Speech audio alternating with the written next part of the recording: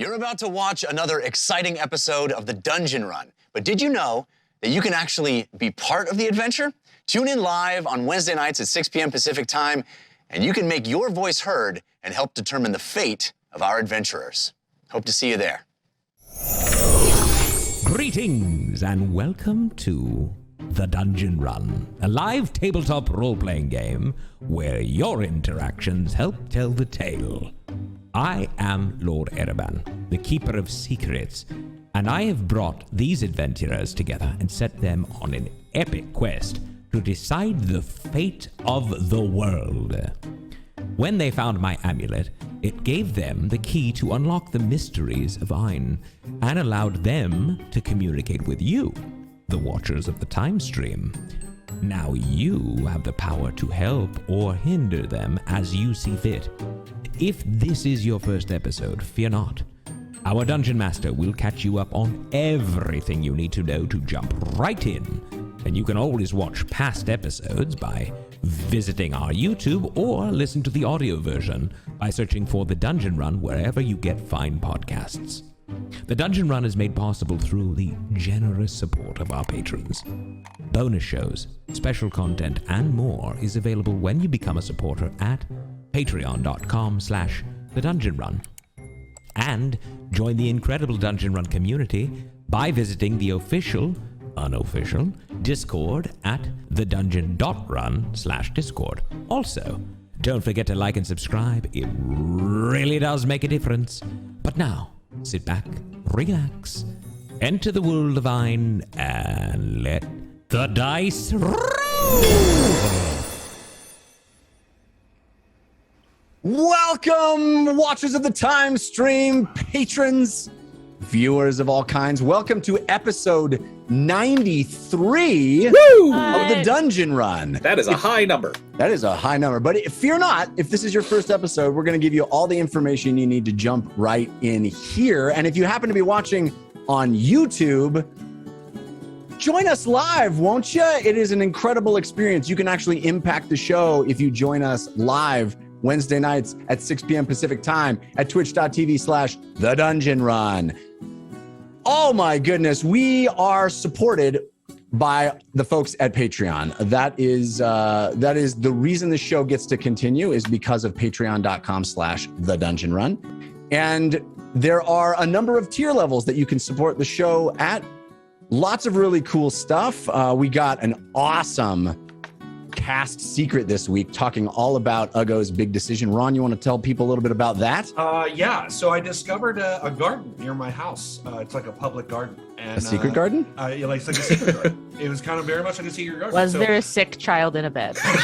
No, there was not. Spoilers luckily. for Secret Garden, Oh. I guess. I was searching my head for Secret Garden references, and Katie beat me to it. There was a Japanese garden and a variety of other types of gardens. So I went there, and I thought, what better way to explain what I was thinking, and when going to a place where you think. So I thought that was fun. I had a good time with it. It was awesome. Lots to discuss. We had, we do the companion show to the Dungeon Run, the Dungeon Cool Down every week. It was a ton of fun. I was on with Katie Michaels this week. We had a blast talking about Ugo behind his back, among other things. But Morgan, I know that we got a kind of a cool announcement about the cooldown as well. Yeah, right? we've got an update with the cooldown. So the cooldown has been up until now. The all episodes of the cooldown have been only available to our patrons, and we wanted to announce that we are going to start releasing older episodes of the cooldown to the public via our YouTube page for you to catch up and see all the wonderful side conversations and deeper thoughts on what's going on. The last 5 episodes are going to stay, so about a month's worth are going to stay exclusive to patrons only. But if you want to go back, or you're still catching up on episodes, you want to go back and catch up on all those awesome conversations and continue to be part of this amazing community, be on the lookout. We're going to be releasing those episodes of the cooldown starting within the next week or so. And we're hoping that will encourage folks to want to become patrons and see the cooldown week to week, because it's a lot of fun, and we'd love to have more folks participating in that content as well. Oh, what else do I need to mention at the top of the show? Oh, of course, if you are here live, you can influence the fate of our adventurers through our Force tug of war. Team Force of Good versus Team Force of Evil. There are a number of purchasable items on Twitch that you can purchase in real time, including advantage and disadvantage on rolls for each of the players. But also, there are golden potatoes for Team Force of Good and purple evil yams for Team Force of Evil. They are huge, generous, wonderful donations to us, but they also influence the tug of war between the two teams, along with our balloons, the gold balloons and purple balloons, respectively. And at the end of each episode, whichever team wins the tug of war will unlock a force card that will be in effect the entire following episode. So last week, if you recall, Team Force of Evil crushed it with 60 some odd % of the tug of war. So there will be a Force of Evil card all this episode unlocked. And most exciting, I can't even read it right now. I have to wait until it is activated in order to read it for you all. So Don't like those. stay tuned for That's that. never good. No. We can read it now. No, yeah. You Those can have also never worked out well. you can always submit force cards. You don't even have to be a patron to submit force cards. You can do that on our website. You can submit ideas for force cards. So a lot of ways for you to influence the show. Please do participate. We love it. All right. Am I forgetting anything? I wanted to show off briefly. We got some amazing stained glass art from Ojito 17. So cool. That is incredible. First, look at this. They're all the colors representing the heroes of Bingle. There are hidden little that I don't even know if my camera can show some of the. It's too hidden, but there's so many subtle, like in the note that Ojito included with it. It's almost like thieves' cant or code or something. There's all these little things in it. But first stained glass that we've ever had made for us, and it's stunningly beautiful. So, thank you. Incredible. Incredible. Also, our first week of having a new merch store. Yay! Ron Ogden, give the people an update on the merch store. Well, first I want to thank everybody who has ordered. I really appreciate it. My entire week has been watching that screen just like a hawk, just making sure everything's going through. I was very paranoid that anything might not work out, but it's working out great. So thank you so much, everyone who has ordered from us already. I do want to stress, keep a lookout each week. We'll be adding more. So I'm paying attention to the show suggestions and stuff that we can put up there. So keep an eye out because we'll be adding more and more stuff as the weeks go on. Can I get some Uggo undies? Is that a thing? Can we add that on there? Yes, there's also swim trunks. There's a lot of options. Uggundies. Civ skivvies. Wait, was that Sean jumping in with Uggaroos? I like Uggo. We only hear from Sean Becker every now and then, and it's to drop in underwear. Only for the important things. Only for the important things. I also want to shout out the Twitch support that we're getting right now. We just got 5,000 bits dropped by CW Bane 9525. Thank you. Also, earlier I saw Fallstar always coming in with so many gift subs for our community. Right now they're up to 175 gift subs. Wow. With Witch Space at 172, just behind on the leaderboard. It's not a competition, but I do want to shout out Changebox at 335 and Hadrian X at 300.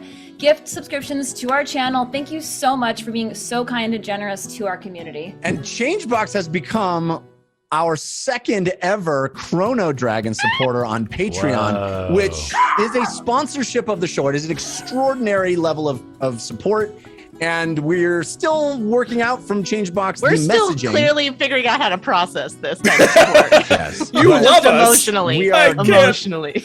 Extremely grateful. We are extremely grateful. Ron literally turned into a Chrono Dragon for a second. I wouldn't know else how to celebrate. Yeah. What happens if you have two Chrono Dragons in the same place, Jeff? They have must to battle fight it to the out. death? They just can't touch, or else there's the time stream No, is all. what if It's they like fall Time in Cop. love? What if they fall in love and they can't touch?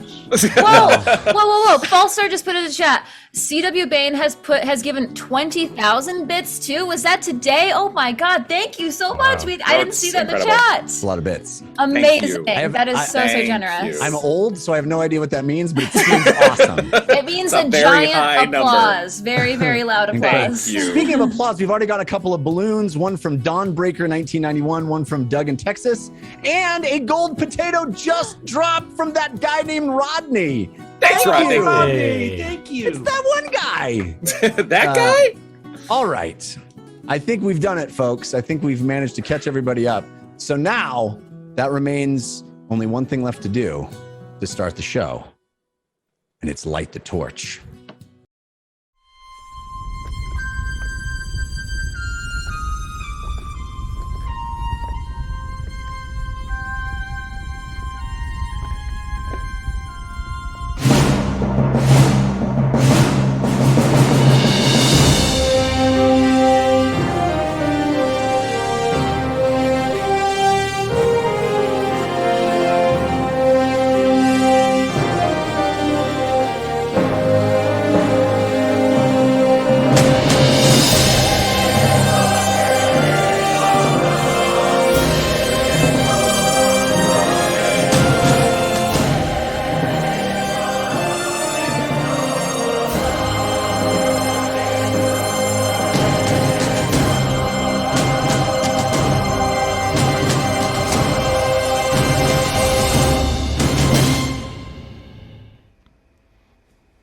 It started as a simple dungeon run.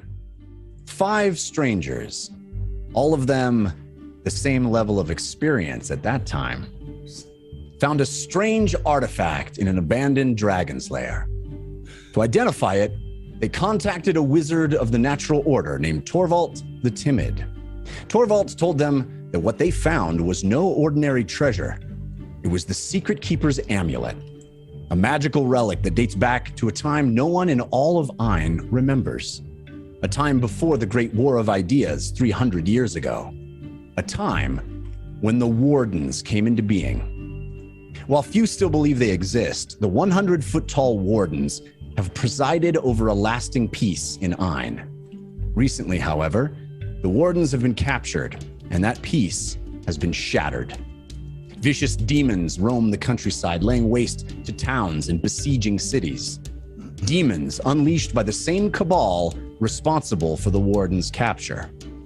Armed with the Secret Keeper's amulet, the heroes of Bingle have been trying to track down and free each of the Wardens, battling members of the cabal along the way. Fardinald Urtenfurt, the mad scientist. Jan Mo, the warrior with claims to the throne. Vic, the wily con artist, and their leader, Calcutta Theed, the Ashen Mage, a powerful spellcaster connected to a subterranean species called the Drow. Though these adversaries have been treacherous, the heroes of Bingle have managed to rescue 3 of the Wardens so far. In doing so, they have discovered a link between the Secret Keeper's amulet and the lost history of Ain. Each time they have brought the amulet into the proximity of a Warden, it has unlocked a vision of the past, clues about the Warden's origins and the threat they were created to oppose. Luckily, the heroes have been assisted in this quest by the Wizards of the Natural Order. After they freed the Storm Warden near his camp, Torvald the Timid portaled the team to the city of Terlis to meet with another member of the Order, the Scholar of Nightstone Abbey, Hermil Fesh. Fesh had mentored James Quillis during James's time at the school and helped the team search the Abbey's vast library for more information about the Wardens. Unfortunately, a moratorium on magic was in effect in Terlis, forcing all spellcasters out of the city and into the shantytown to the north.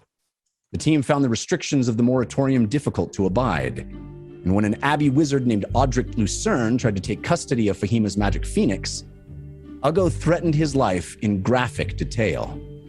The next day, Lucerne turned up dead, killed in the exact manner Uggo had described. The team was immediately wanted for the murder, and even their casual contact in Shantytown, a merchant named Jorl, was imprisoned for associating with them. The heroes of Bingle fled the city, leaving unfinished business and numerous questions in their wake. As they continued to investigate the Wardens, they were eventually drawn to Uggo's hometown of Thorn. The orcs of Ukdun had captured Torvald the Timid and a sky child named Diptha, and used them as bait to lure Uggo into a confrontation with his brother Braca, the war chief of Thorn. Ugo defeated Braca in single combat and became the new leader of the city. In doing so, the team discovered that Braca had been operating in service of a dark entity swimming in the waters beneath Thorn. It was an aboleth that had been using its psychic ability to infect the orcs with an insatiable rage. In destroying the vile creature, the heroes of Bingle dissipated that undercurrent of rage, leaving the orcs of Thorn without the aggression that had been at the heart of their identity. Ugo knew he needed to do something to protect the city, to reinstill confidence in the people he was now leading. Speeches and declarations of policy could only go so far, and Ugo knew he and the rest of the heroes of Bingle would need to leave Thorn to continue their quest. He needed something that could heal and inspire, that could point a new way forward and reconnect to the strength of the past at the same time. Retrieving the seeds that his mother had secreted away, Ugo led the entire city out to the site of the ancient ancestral tree that his brother had cut down, the burial spot for countless honored orcs of the tribe. Planting the seeds with the bodies of fallen citizens, he created not one, but 3 sacred trees to grow anew, a triune. But planting the seeds was not enough. Ugo realized he needed to show his people the magnitude of their responsibility, the grace and majesty of their heritage, and the gift of choosing aggression rather than relying on it. Ugo summoned the spirits of his ancestors, the 3 astral forms that had been with him since the day he killed his father. And then he let them go, releasing their life force into the seeds he had planted and severing his ties to their power. Everything he had gained in devotion to their lineage, the skills and talents and experience earned as a barbarian, was gone, sacrificed in an instant for his people, for Thorn. Civ tried to stop it, his keen perception in that moment registering the fact that Ugo was doing something risky and dangerous. He rushed at Ugo and tried to tackle him to the ground, but Ugo used the last bit of his barbarian strength to cast Civ aside and complete his sacrifice. In the end, Ugo was reduced to a level 3 paladin, vulnerable and weak, just as the demons emerged from the tree line. But Ugo's sacrifice did more than just infuse the new triune with strength and energy to grow. It also served as an example to the assembled orcs of Thorn. As the heroes of Bingle protected Ugo and turned back the attack, they were joined by countless orcs newly emboldened by their leader. Able to tap into rage as a resource instead of a crutch, they smashed the demon threat and reclaimed their collective resolve. But even with the victory at the Triune, the heroes' difficult decisions in Thorn were not over. Diptha, the fallen sky child, was changing. Inflicted with a curse that no remove curse spell could expunge, Diptha had become Diptheed, a creature confined underground, hopelessly digging in the dirt. She was becoming a drow.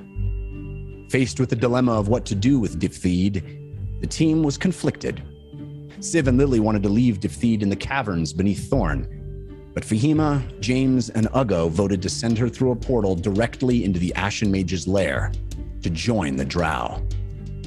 And so it was that as we ended last week, one of the team's earliest allies walked through a portal and into the home of their greatest enemy.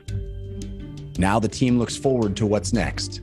Ugo, underpowered and vulnerable, said his goodbyes to the woman that nurtured him. James, slowly gaining the physical characteristics of a demon himself, contemplated returning to his hometown. And the rest of the team faced the reality of trying to complete their quest with Ugo's reduced strength and ability. The Dungeon Run episode 93 begins now. Oh, the way you described that decision was Chills. Hurtful. Not the adjective I thought you were going with. But, and then James and Fahima sent their ally through a portal to their greatest enemy. It's just the facts, man. No, it's just the truth. It's the facts. Yeah, hashtag truth. I stand by it. I stand by it. So do I. All right. So we fast forward a bit to the next morning. The team has spent one last night in Thorn and sleeping in the newly renovated Open floor plan. open floor plan version of the War Chief's abode in Thorn. I believe you guys have basically said your goodbyes, and you start a new morning ready to do what is needed. I would have in the night of no sleep, as we know that James has. I would have cast Ascending to Fesh, Okay. letting him know that we were on our way in the morning. And you would have received a response that indicated that he was very glad you were still safe and would welcome you when you arrived. I definitely would not have said anything about my appearance. Right. Though. Right. Yeah. Lily's gotten up early and packed like snacks and like bags for everybody, so she's like ready to go. Goodie bags. Basically, yeah. I feel like tensions are high, so she's just trying to. Well, start the day Siv's on a been good foot. drinking blood wine all night long, Great. so I am vastly hungover in the morning. Okay, I will whip up some of Grammy Dumblestuck's hangover cure also. Awesome. Ugo has also not been drinking, but does have a hangover. Loss of 7 level hangover. Yeah. It's the worst I kind. just see the two of us sitting at the table with big bags underneath their eyes, and Lily's just hurriedly coming over and bringing us like eggs, potatoes, sausage.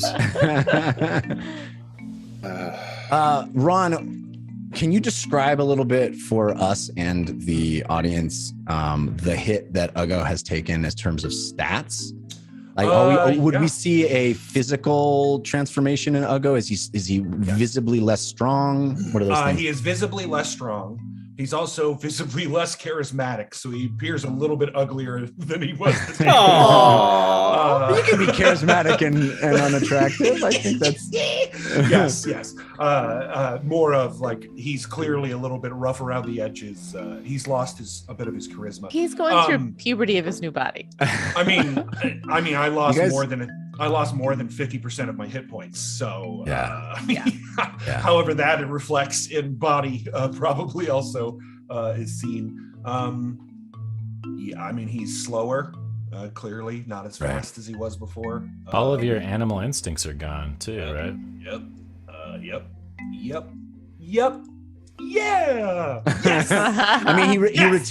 retains a sort of soft glow about him that you only saw hints of when he had started studying with the Candle Queen. Now that glow, I think, is a little more obvious and noticeable. It is much more central to his being. So perhaps you pick up on it a little more. But yeah, Siv, if you're sitting across a table from him, you definitely see a physical change in the friend you have known for months now. Blood vine? I'm gonna slide a glass over to you. Up. Yeah, probably a good idea. How about Cheers. breakfast instead? And Lily's just going to come over and replace that blood wine with coffee. Put it in a bottle so I could take it with me. Yeah. Oh, yeah. Siv just pulls a flask out and starts drinking. Okay. Got it. Ugo, are you ready to go today? Yeah. Okay. Well, I know sometimes it can be hard to leave a place that you've been away from for so long. So I'm Just leaving making sure. part of myself here. that you are a big part. Mm. How do you feel? Like I got hit with 3 trees. Well, in a way, you created 3 trees. And then they pummeled me until I blacked out. Yeah. Yeah. And there's one thing. Hmm. I'm not really angry anymore. Oh, really? No. I woke up this morning and The seething rage is no longer there. Oh. Does that feel good? I don't know. Different. Yes. Yes. Well, I suppose all changes feel a little different at first, but then we grow into them, right? Yes. And if I know anything about you, Ugo, it's that you'll grow into it with great confidence. I hope so. You know, I was thinking about it, and I still have the armor from Allsvatch. If you want to wear it. It has some blood on it, but we could wash it. Yeah. Is it- Is it gonna fit me? Well, we'll probably have to stretch it. But we could take it to an armorer in Terlis. Shouldn't cost Okay. too much to stretch. He was a big guy, the guy that I killed and took his armor. Bigger than me. Need to get shield. Have one. Yes. I think. You could use. I mean, I'm still learning to use my shield, but and I still would like to use it, but you can borrow it at least for now, Well, thank you. of course. And I'll be your human shield. Or gnome shield. Yes, same. Yeah. And if you have me sit in your backpack, I can cast my spirit guardians. No. Fahima will look up from scribbling in her journal. And you know that I have plenty of explosives to back you up. So there's always that. Fahima, Yeah. don't say explosives in this room anymore. She looks at the hole. Is Torvald there? He's not with us? in this room with you, but Yeah. he is in the on the premises. Yeah. Listen, I think we would need to, Lily, if it's all right, a seeming spell before we leave is probably a good idea, because we are wanted yeah. in Terlis, and also, I don't know how comfortable I am looking the way I look, Okay. with my my friends seeing me this way. At least at first, I guess I would want to prepare them for it. Do we know? We'll go in with a non-threatening vibe. Yeah? Yes, very So maybe much. like a merry band of musicians. Or wizards who are Nope, no wizards. No moratorium on magic is still going, so no wizards. okay. Well, I mean, then- we're going to Nightstone, so maybe students, or Well, do we know where the portal is going to spit us out? into that closet again? Yes, are we going to the same place, or is it going to be different? Torvald. You see this man with a long, very manicured white beard. It seems that he has taken some time this last night and morning to get himself looking much more like he was when you first saw him. Oh. He's got some Dapper Dan in his hair. And he says, yes, what can I do for you? It's a lovely bed. Coffee? Oh, good. Hopefully they'll have thank even you. better ones in Terlis. Listen, we think we want to leave any moment now, but do we have any idea the exactitude of the natural order portal technology seems a little dicey. It should be the same location you arrived the last time I sent you. That's good news. All right. Yes, then a broom closet in the basement of Nightstone. Then the All right. students make sense, because then we won't be stopped, yeah? Great. Yes. Okay. Students it is. Human? Is that Whatever. the safest bet? There's all sorts of students at Nightstone. Okay, does anyone have any preferences I mean- before I do this? You could be a gnome. You don't have to be a child this time. Right. Anyone else have any preferences? What were the races of the people that were there the last time? I don't remember. Is it mainly human? No, Terlis is mostly human city, although it is multicultural it's a very large city, so it definitely multicultural, but it is predominantly human city. Then human, because we will blend in Great. more. Good idea. Great. Yeah. Hey, real quick, I want to say we got some potatoes and yams. So I want to Yay! thank Gold potato from your past decisions. Hey, Thank you, your that's past rare. decisions. That's a very accurate username at this point. Yes, indeed. But also fighting for Team Force of Good, which I didn't think Sweet. I was going to say. was. But those have been countered by some evil yams. 2, in fact, one from A.G. McLeod and the other from Syntax. Thank you both. Extremely generous donations.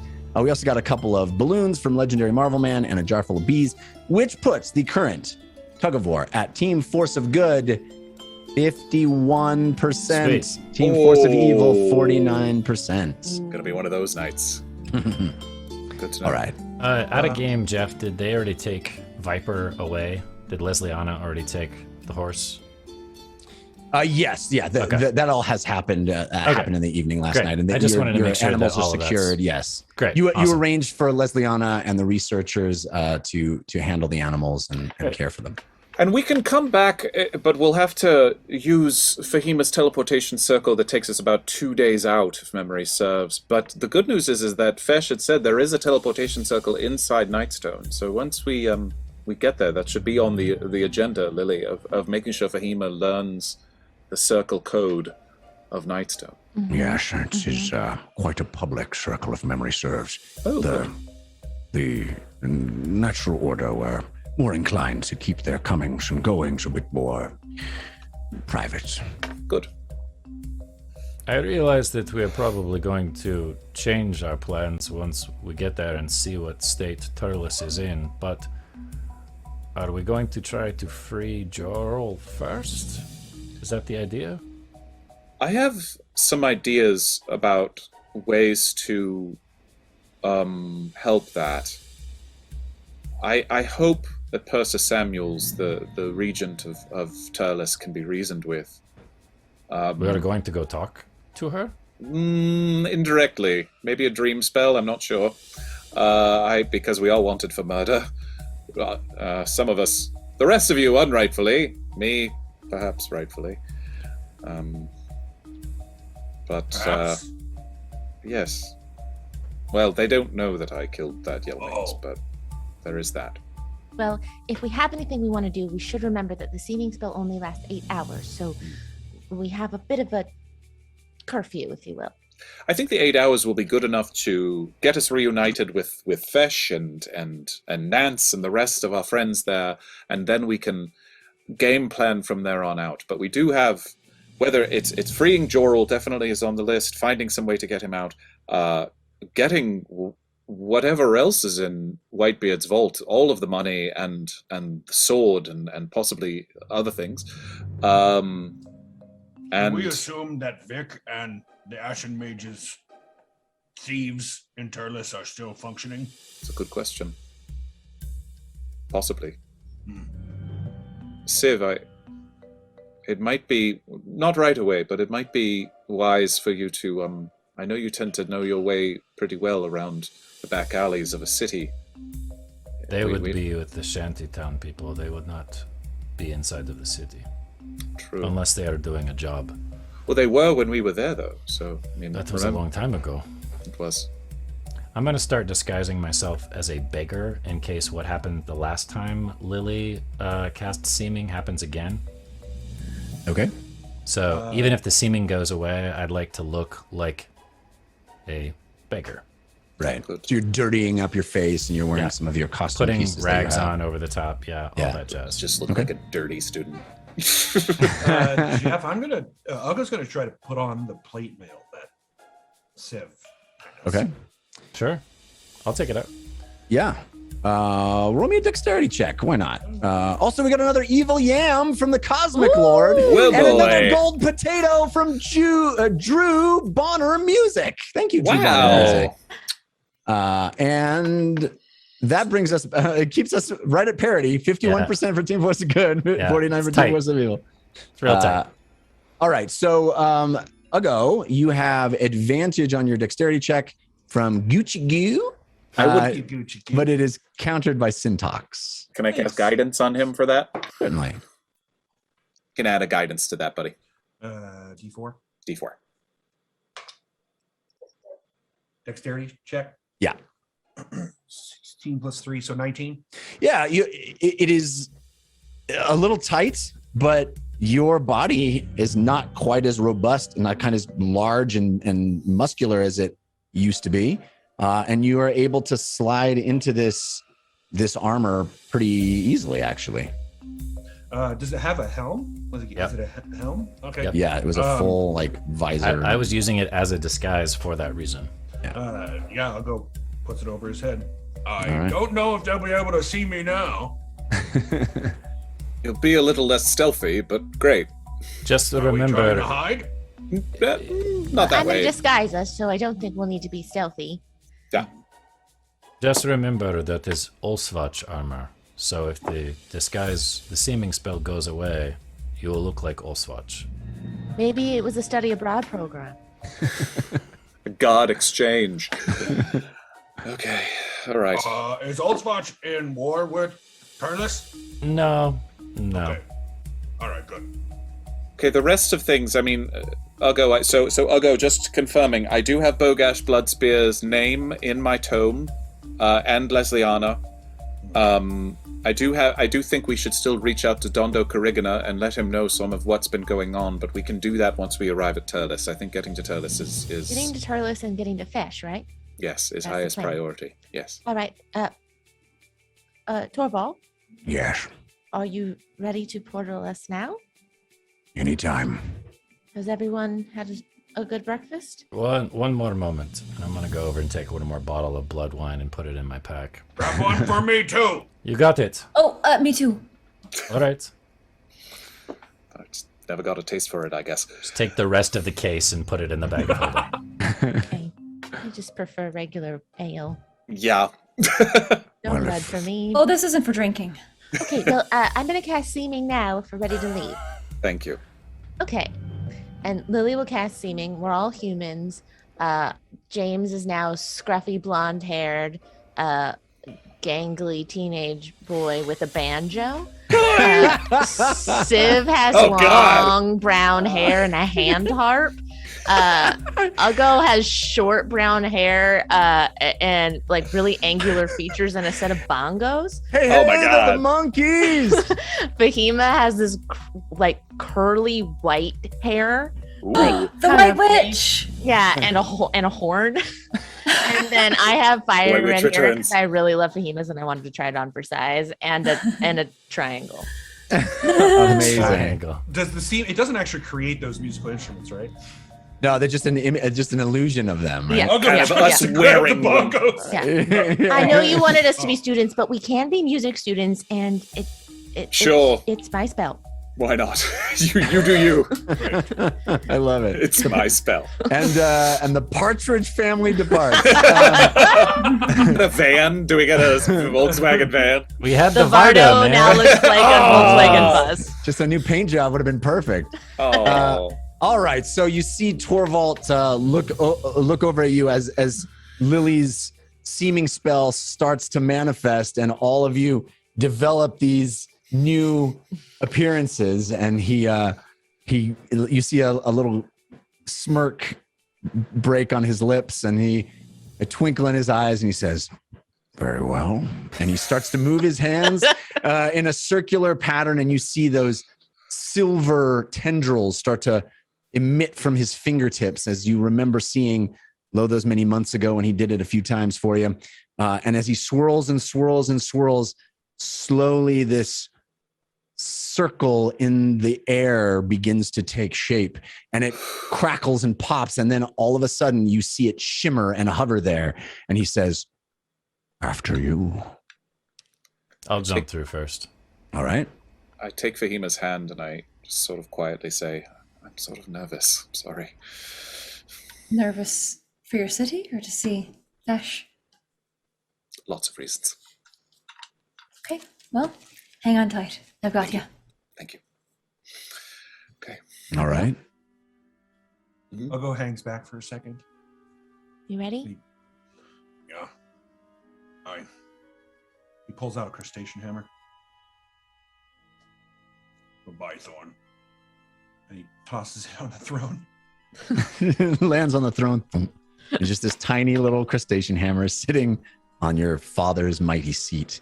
Uggo will return. And as all of you walk through the portal, you see the door open and Girk walk in and say, "What's next?" Oh. We love you, Girk. I'm here to help. Okay. What is this? What does this crustacean hammer mean? And as you move through the portal, of course, the first thing you notice is the smell. A smell, once again, very familiar to James. The musty smell of parchment, lamplight oil, and stale air.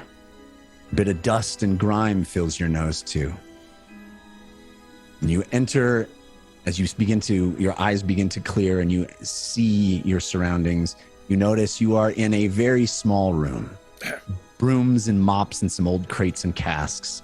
The same room you entered Terlis in the last time all of you came here. Stairs ahead of you lead up. So this is kind of are we all awkward. here? Yeah. Is everyone in the room? Ow, yes. This who's illusion is very by good. the door? I'm getting quite a good look at I think I've got it. Doesn't mask any smells Okay. going. Does not handle that. No, does not mask smells. Okay. All right.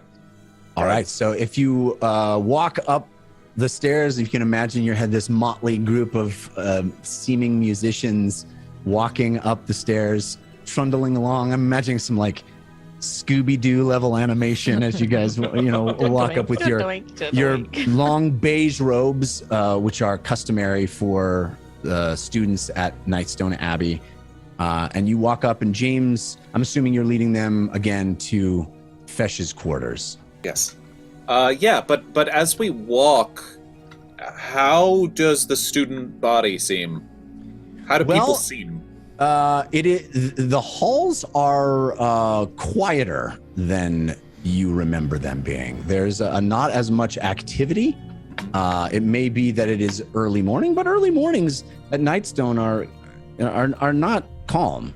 So it is odd that there is so little activity around. You hear some noises down some hallways, but for the most part, you would expect to see students moving about and a much more hustle and bustle. Okay. Do we pass the front desk area where Nance used to be stationed?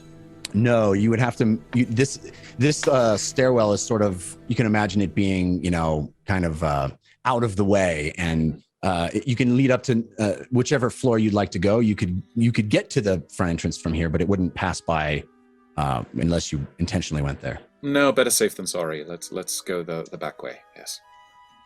All right, so all five of you make your way up the stairs and down this hallway to Fesh's office. You recall having gone here many, many weeks ago, and the door is closed in front of you. It is a wooden door. James, of course, you recall many days in your youth going to this room and seeking counsel and all sorts of things. I'll knock and then start to try to talk, and then remember that I look like somebody else. Hello, Professor Fesh, are you in? You do. You may enter. Okay. Good, everyone, and open the door. Door opens and you walk in, and it is, again, it's sort of dimly lit. This drapes, curtains pulled over the windows, quite dark in their candlelight. You see Hermel Fesh sitting behind, in his own robes, sort of a larger man sitting behind a desk, and he looks up at you and clearly does not recognize any of these students that have now walked in carrying instruments. May I help you? Yes, you may. And you see him hold his fingers up and start to... No, please. It's us. And I'll make way for Torvald. It's us. It's James. Hello, scholar. Oh my. Jimmy? Yes. Is that you? Yes, it is. Sorry for the appearance. We thought it was safer. And you've brought the guide. Yes. The guide? Really? Yes, all of the natural order, as I explained to you quite long ago. We don't use our real names with each other if we can avoid it. I guess I'd never heard the name The Guide before. Oh, no, it suits you. Thank you. I'm happy you're safe, Thorvald. It is good to see you, Hermo. I'm glad to have you both in one place. Things are very dire, as you know. We've been trying our best to keep you updated. Yes. I suppose you'd like to see another member of the Order that you helped get here. Yes. How is she? Cornelia, and he calls into this antechamber, and you see a very, very tiny little person walk out. Like how tiny? Oh no. Oh my. Oh no. It's so good to see you. It's cutting you out, Jeff. Yeah. It's not here. We can't hear you. Turn that Zoom setting. Yeah, now we can hear. We can hear you, but we can't quite understand you. Cornelia, it's so good to see you. Maybe talk more slowly? Can I offer? We've had difficulty understanding her as well, but she is quite healthy, if diminutive. Have you tried a cup? A cup? Yes, I always used that with Mr. Whispers when he was little. Like a. What do you mean? Like an You ear. put her. Some sort You of put her megaphone. in a cup, and it Fahim, will amplify her voice. Fahima conjures a cup. Like this? I nod. She hands it over. And you see this tiny little wizard, Cornelia the Clean. You see her walk over, and she grasps the top of the cup, and she tries to pull herself Here, up. I'll help. I got it. Yeah. I've got it. Please. And then put your ear to the rim of the cup.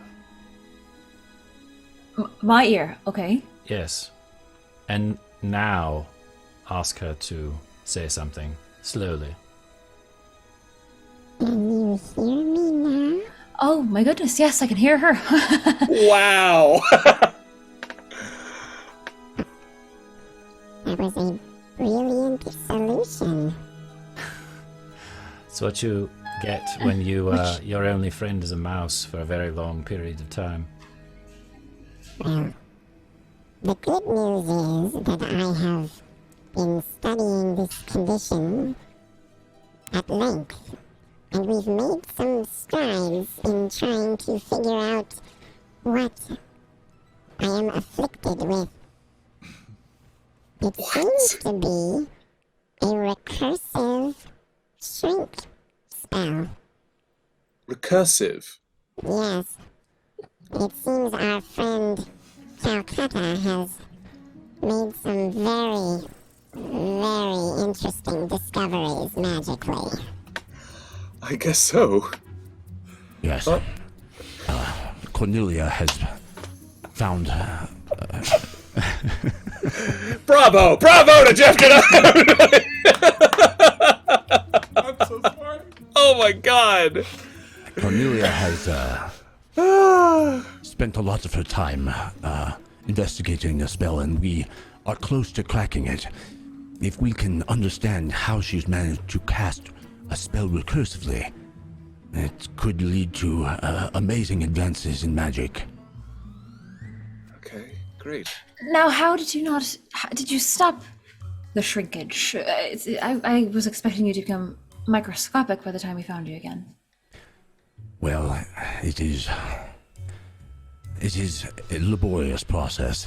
If you recall, the priest that you brought her to was able to stop it temporarily, and we have been casting a lodge on her frequently. The students use it as a way to practice their spell casting here in the confines of Nightstone. Of course, the moratorium is still in place for Terlis at large. This is fascinating to me. I am concerned for the sleuth, but she seems to be at least healthy. Sleuth. All right, making note. Sleuth. Are we still wanted? Are they still actively searching for us, or has Yes. it kind of gone dormant? Well, you are still very much wanted, although there are larger issues at hand. As you are well aware, the lands throughout the realms have been overtaken by creatures, monsters of various types. Demons. Demons, indeed. I We will have go been Red begging. James. We have been begging Persta to allow us to help her, but she remains steadfast in her desire to eliminate magic within the walls of Terlis. In fact, she believes that the demons are yet another example of how magic is the problem. What happened to Shantytown? They're outside the city gates. Were they protected at all from... I'm afraid I have some grim news in that regard. Persta had to prioritize the city, and most of Shantytown was overrun. They let them back inside the city at least? No. Oh my goodness. When you say most of, what does that mean? Well, I have not ventured outside the gates to make an assessment myself. I remain hopeful that some individuals able to save themselves or hide. I can't be sure. I wonder what happened to Griselda. The hag. Yes. You I know do of not her? know. Oh yes, many here know of her. She is a fascinating individual. One would hope she would have somehow seen this event coming. Yes. If you were going to hide... Sorry, go ahead. James, you could send to her. Good. Yeah. Yeah. If you were going to hide inside of the city, sneak back in, where would you go? Where's the best place since the shanty town is no more? This is certainly not my area of expertise. I've Well- not spent much time unwelcome in my own city, or needing to sneak about. Although there have been some natural order business that I've kept secret, I mostly do it here in the Abbey. Once upon a time, there were goblins inside the city that we dealt with. Would that be an area that perhaps people could hide? Well, certainly there are areas that are ignored, run down, less developed. I think that is certainly an opportunity for discretion. We could visit Orcish things. If it's still there. Hopefully. There is some business we need to attend to. I think I may have told you that Jorel, the shopkeep from the shantytown, is in prison Yes. simply for the crime of knowing us. And we would certainly like to do something about that while we're here. But we have some more information to share with you, and we should take some time to... Yes, I have information to share with you as well. Please, tell me, I know that Nance wants to see you. She shared with me that you visited her in a dream. Yes. But it's See- probably best that we keep a low profile. Yes. We should stay in here if we can. Tell me, what news? Well, good news is that Thorn has been returned to its former glory. Argo, you're in presence now of the current war chief of Thorn, and I'll look at Argo. Aye. It's true.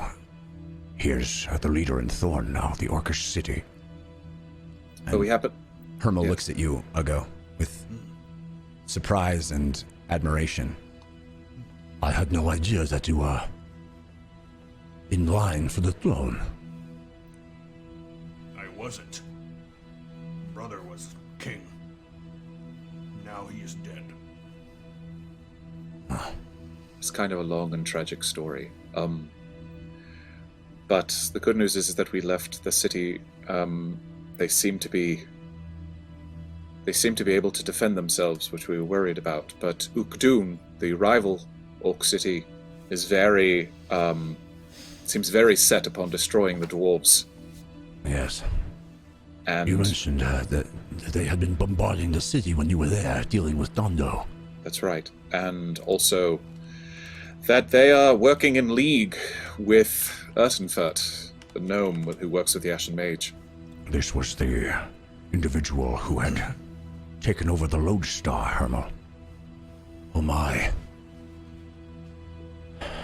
We also have reports gathered by Fahima, actually, that possibly that Urtenfurt and the Orcs of Ukdun are working on some sort of, forgive the term, Fahima, clockwork warden?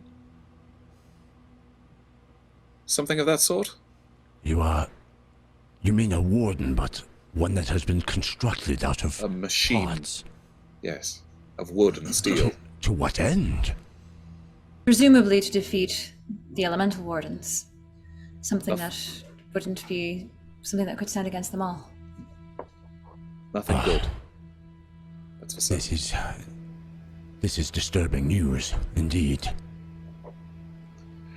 We have been advised to get to the grave of Nonezeron, which we're told is on the outskirts of Zhong, the city to the north. We came here to take care of some business, and also to make sure that Torvald is better looked after. But we can't stay long. We have things we need to do here, and we certainly want to commune with you and figure out, do as best an exchange of information as we can. But we do have some things to take care of, and then we should get on our way north as soon as we can.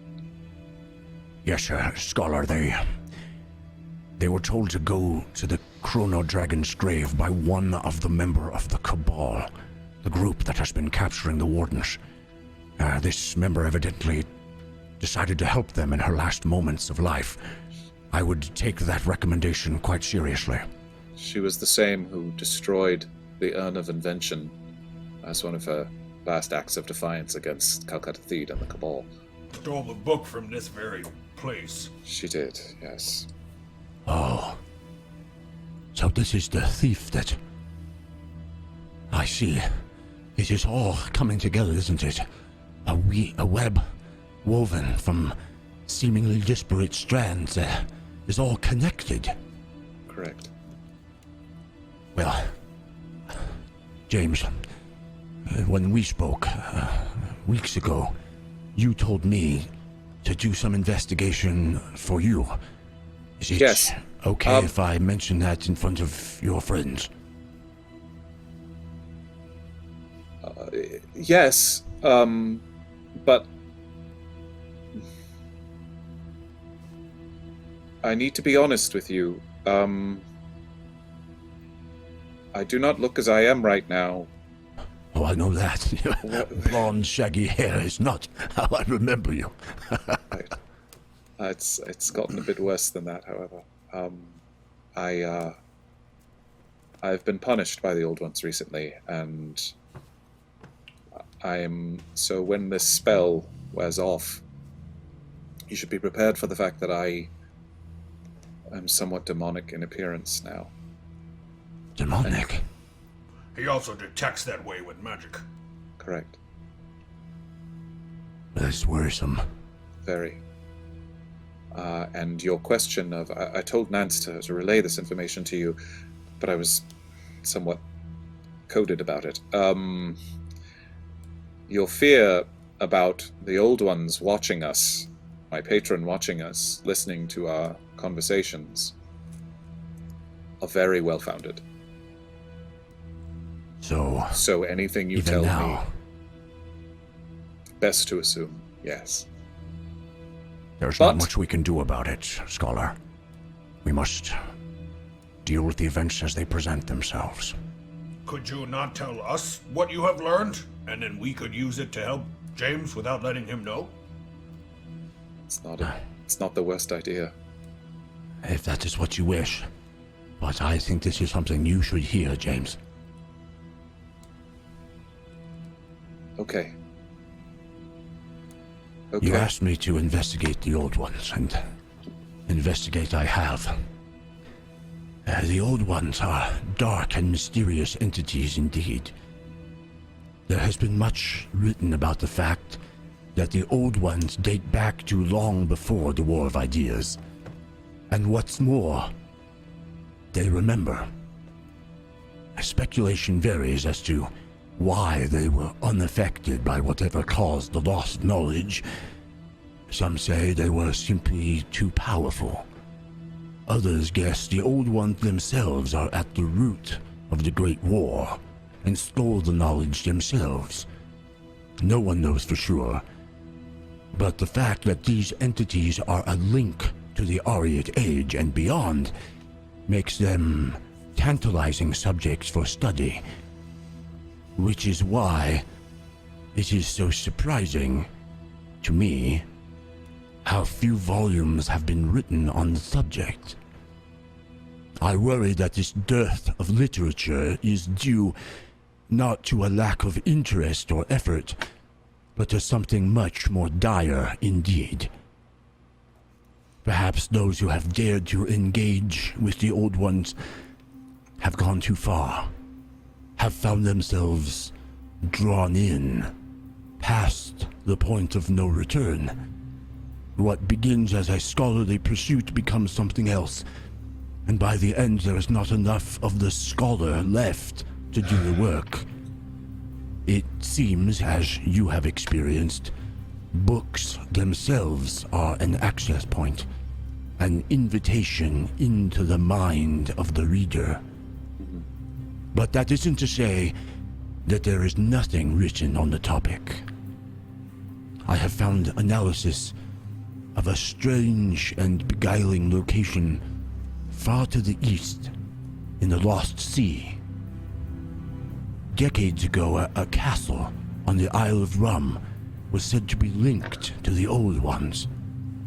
Pirates and other adventure seekers tested their mettle by sailing directly into it. Yeah. No, Not bad. We're very familiar. We're very, very familiar with it. Liquor of the Dead is not that bad. Well, It's pretty the accounts that I have read is that most who ventured there went mad. Several authors writing about this place speculated that it was built on or near an anchor point to a different plane of existence from which the Old Ones originate. The consensus among those I've been able to read is that there are believed to be multiple anchor points, at least two, perhaps more. In the east, there is that one in the middle of the ocean, and one far to the west. Anchor points. Yes, Is there any yes. mention of structures? Obelisks? Structures at these anchor points. Obelisks, yes. I have not seen any mention of any particular obelisk or structure. James, are you sure you destroyed the one in Thorn? We did everything we could. We completely rained rocks, and the entire cave, underwater cave, collapsed. If that didn't destroy it, I don't know if anything would. When you say anchor points, what do you mean by anchor points? Extremely dangerous locations. Fissures. Holes in reality itself that connect Ein to the plane of the Old Ones.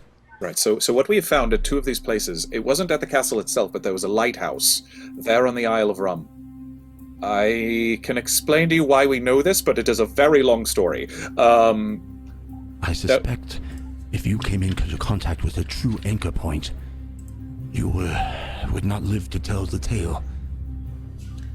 It is possible that there are different ways into this plane. In my reading, this place has been described as a mind-bending unreality, a dimension of madness some call the Far Realm, or much more commonly, simply the Void.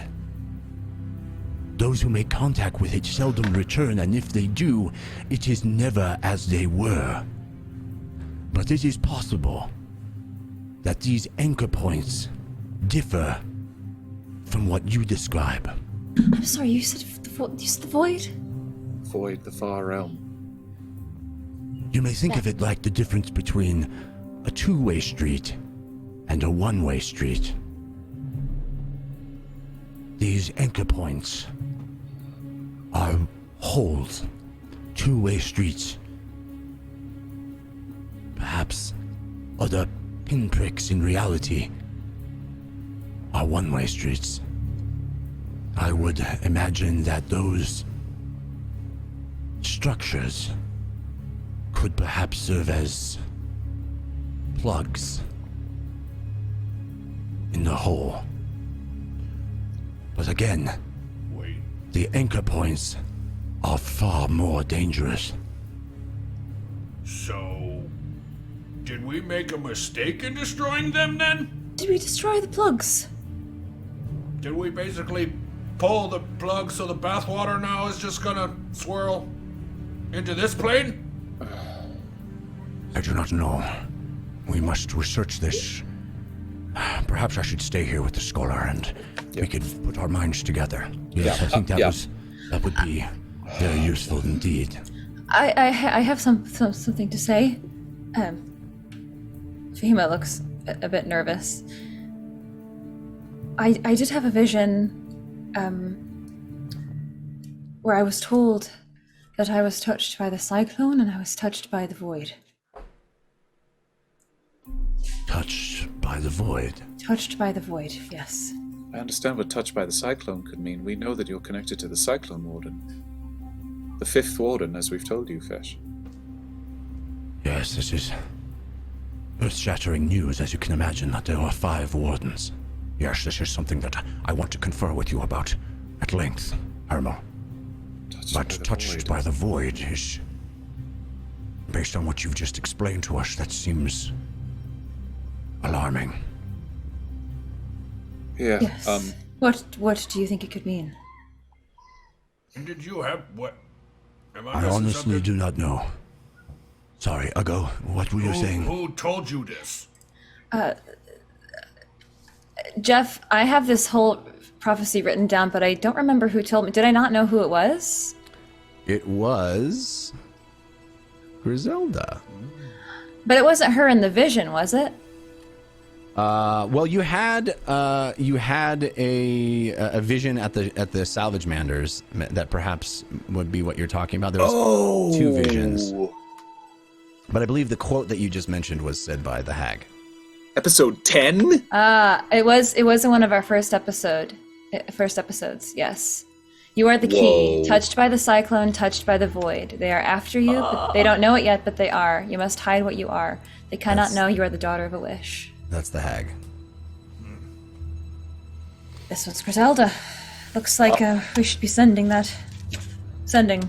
Yeah, James is reaching into his bag and pulling out the slumbering abyss. Who could that be? Sorry. There's a violent rapping at the door. Okay. Get in band position. Get in band position. Right. Just pretend like we're band students. Mm-hmm. Oh, should we hide? Yeah. Are there curtains? You can hide in my wardrobe if you'd like. Perhaps you should hide this. Terlis is all about closet space. Okay, get in here. Okay, right. Everybody roll me a dexterity check. By the way, we have potatoes and yams right now. Oh my goodness. 3 golden potatoes, one from that player on your left. On your what side I am in look the to your left. That player on your left with a golden potato. Thank you. I don't recognize that name. It's a new name. Awesome. Sonic the Hodgepodge. With a golden potato. Thank you. And then a second golden potato from Sonic the Hodgepodge. Also an evil yam. Another evil yam from Syntax. Thank you. Thank you for those. That puts Team Force of Good up to 60%. Team Force of Evil at 40%. Jeff, we're at a dexterity save. Is that what you said? Dexterity checks just to see if everybody piles into the wardrobe. Sid, you have advantage from Sonic the Hodgepodge, countered by Gallinet 23, Fahima, you have advantage from I ship Fahima Dial and Uggo. Fahima Dial and Uggo. Thank you. Countered by Galanet 23. James, you have advantage from Xena 9018, countered by Galanet 23. Thank you, Uggo, Galanet. you have advantage from from Witch Space, countered by Forbraka. Wow. Oh. I also am in heavy plate. So You're in I heavy imagine plate. That's disadvantage. Indeed I will it is. guide myself. All right, and Lily, you have advantage from Just Jewels, countered by Make It Make Sense.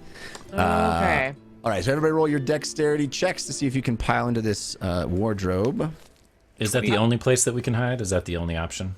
I mean, you could hide under the desk. I don't know if that would be as useful. It certainly is the clearest option as to a place to hide. You can try The wardrobe is the most obvious. I'm just Wardrobe's wondering most obvious. if You I can- take another spot, would that make more room for Uggo? Would it make it easier for him? Yes, and if you want to try to, if Civ wants to just try to roll stealth and kind of blend into the corner of the room, like I said, the curtains are drawn in here, and so there are shadows that you may be able to, if you prefer to Civ, do that. I have an idea. Quickly. Open up the bag of holding. I'm already in the shadows, man. Where's Zip? Okay. I don't... I rolled So a you 14. just turn that into a stealth roll instead. Yeah, sure. I rolled a 6. 6. 22. All right. 8. Even with Civ unable to, Civ giving more room, even 4 people and Tiny Lily, Fahima and Uggo are having a hard time squeezing into this wardrobe. Wait. How tall is the wardrobe? Can I stand on someone's shoulders? Yeah, you probably could. You pull the doors closed, but you can't get them closed all the way. You're kind of squished up next to each other, and you hear. You could probably, if you want to peep out, you let me know if you do or not. With the door not able to close all the way.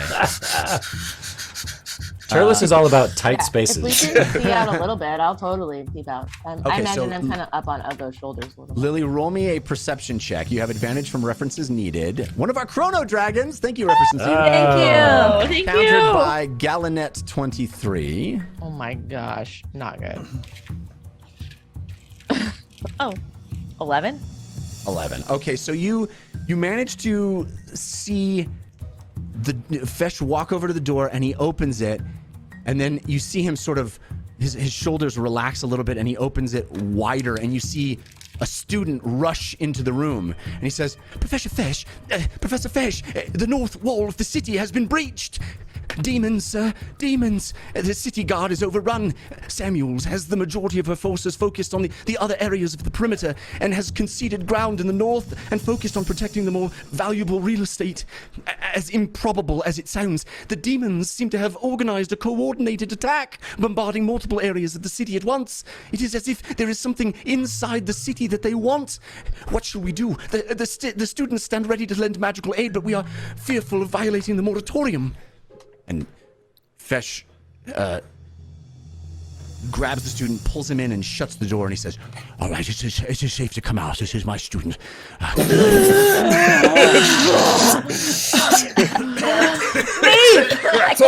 That was me! That wasn't me! Oh my gosh. But it got hot all of a sudden, so it was definitely you. It was Meep! Meep! They're both made of fire, to be fair. The north side, you said. Calm down, son. Calm down, son. We've got it here. Thank you. Yes. Sir, it is the north side of the city. I'm sorry. He's looking over at these students he doesn't recognize and looking at the wardrobe that you just fell out of and looking back at you as the students and trying, he clearly has this big thing on his mind that he came in here with, but there's something that seems to be not adding up about what he There's sees. 4 band students that just fell out of the closet. We're the transfer student. Transferring in from another college. You were listening to the weird acoustics in the wardrobe. Very true. What should we do, sir? What should we do? The demons are overrunning the city. Well, I do not recommend any students leave the Abbey at this moment. Again, this person has told us not to lend aid, and so we will follow her instructions until she changes her mind. But this is All right. quite worrisome. All right. Where? Tell us where. Maybe we can do something. It's the north wall, which leads into Shantytown. Oh gosh. All right. I look around at everyone. Maybe we can do something. Why are we still here? Yeah. All right. Keep everyone here. I will dump out the rest of my books besides my tome, my book of shadows. Yeah, take all these. Do what you can. I'll give him all of the books from Onivrius the Keen for now. Okay. Do what you can. Oh my. Hold on. He looks How at these- many? These look like they date back to before the war, to the Aria's age. We found them inside the full form of forges. 5. Incredible. Are we sure that there are still not thieves in the city that will steal these the way they stole the champions of the Ariat age? We'll keep them safe if you can. We'll. No. We're not sure of many things, honestly. It seems like everything changes day to day. Sorry, but how many demons did you see? I haven't been there, but I heard it has been quite a number of them. It seems I'm worried. The other sections of the city seem to be under attack as well. They've breached the wall. They have overrun the guard. And excuse me for asking, but if we were to fight them, not just with melee, but by other means, would that put us in more danger? What? I think she means if The M word. they use magic. Oh, okay. You can say it here still.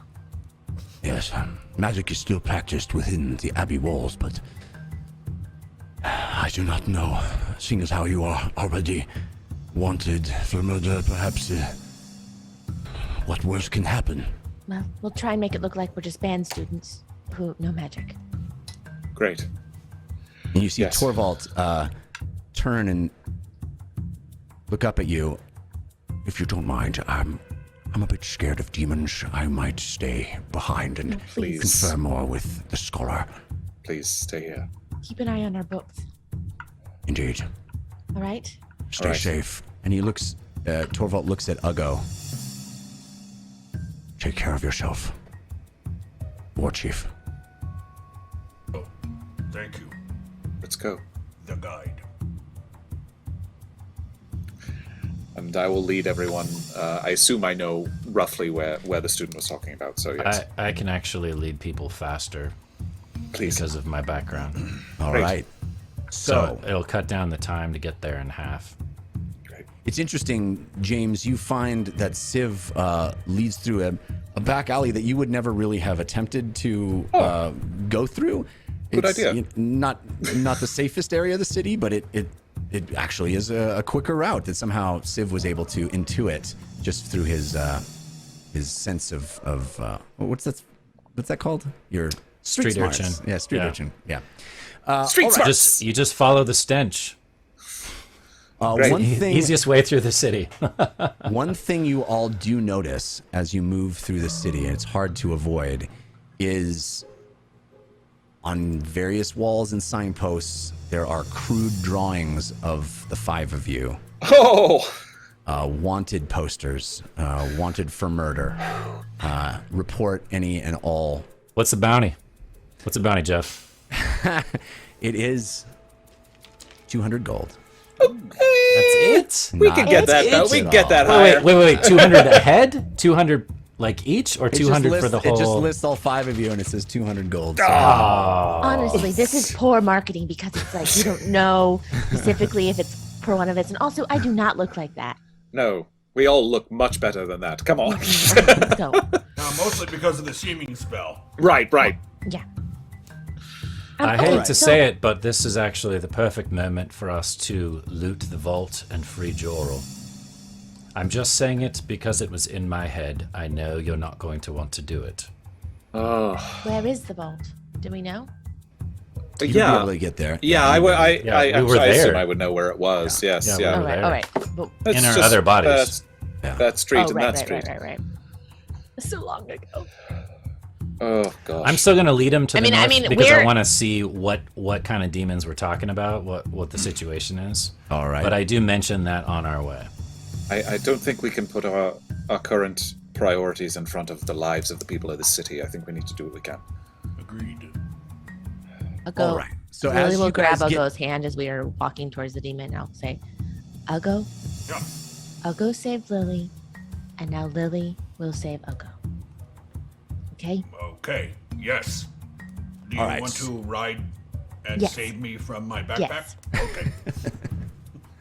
All right, Lily gets in Uggo's carrying backpack, and you all hurry your way through these back alleys that Civ leads you to. And as you get closer and closer to the north gate, you hear, by the way, you hear sounds all over the city of alarm. I mean, the whole city seems to be under siege at the moment in various directions. But as you get closer and closer to the north gate, it is abandoned. There are clearly people have been evacuated. People have fallen back from this area. They've almost sort of conceded this section, this gate to whatever may happen, and they've just gotten people out of there. So it's really quiet. The streets are clear. The buildings are quiet. And as you round the corner, let's just go to the map room, shall we? Ah! Saw that coming. Yep. Never see So it coming. this is quite a large and unruly map that we can see. Whoa.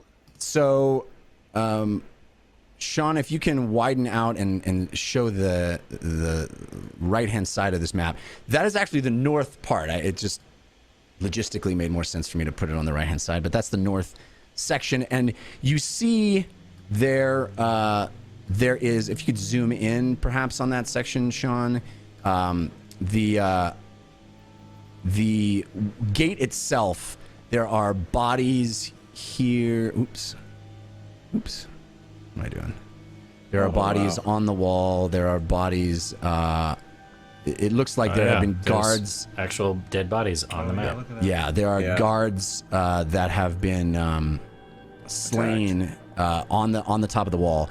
There are a number of demons. You see a small demon that has breached the wall and it seems to be rooting around inside this cart, ripping and tearing things. There is a much larger demon here on the top of the wall that seems to be roiling and swirling, smoke kind of seeping out of its back and shoulders, and it has this big belly that's kind of rumbling and red, and it looks almost transparent, the belly itself, and it has like it looks like a furnace inside its own stomach.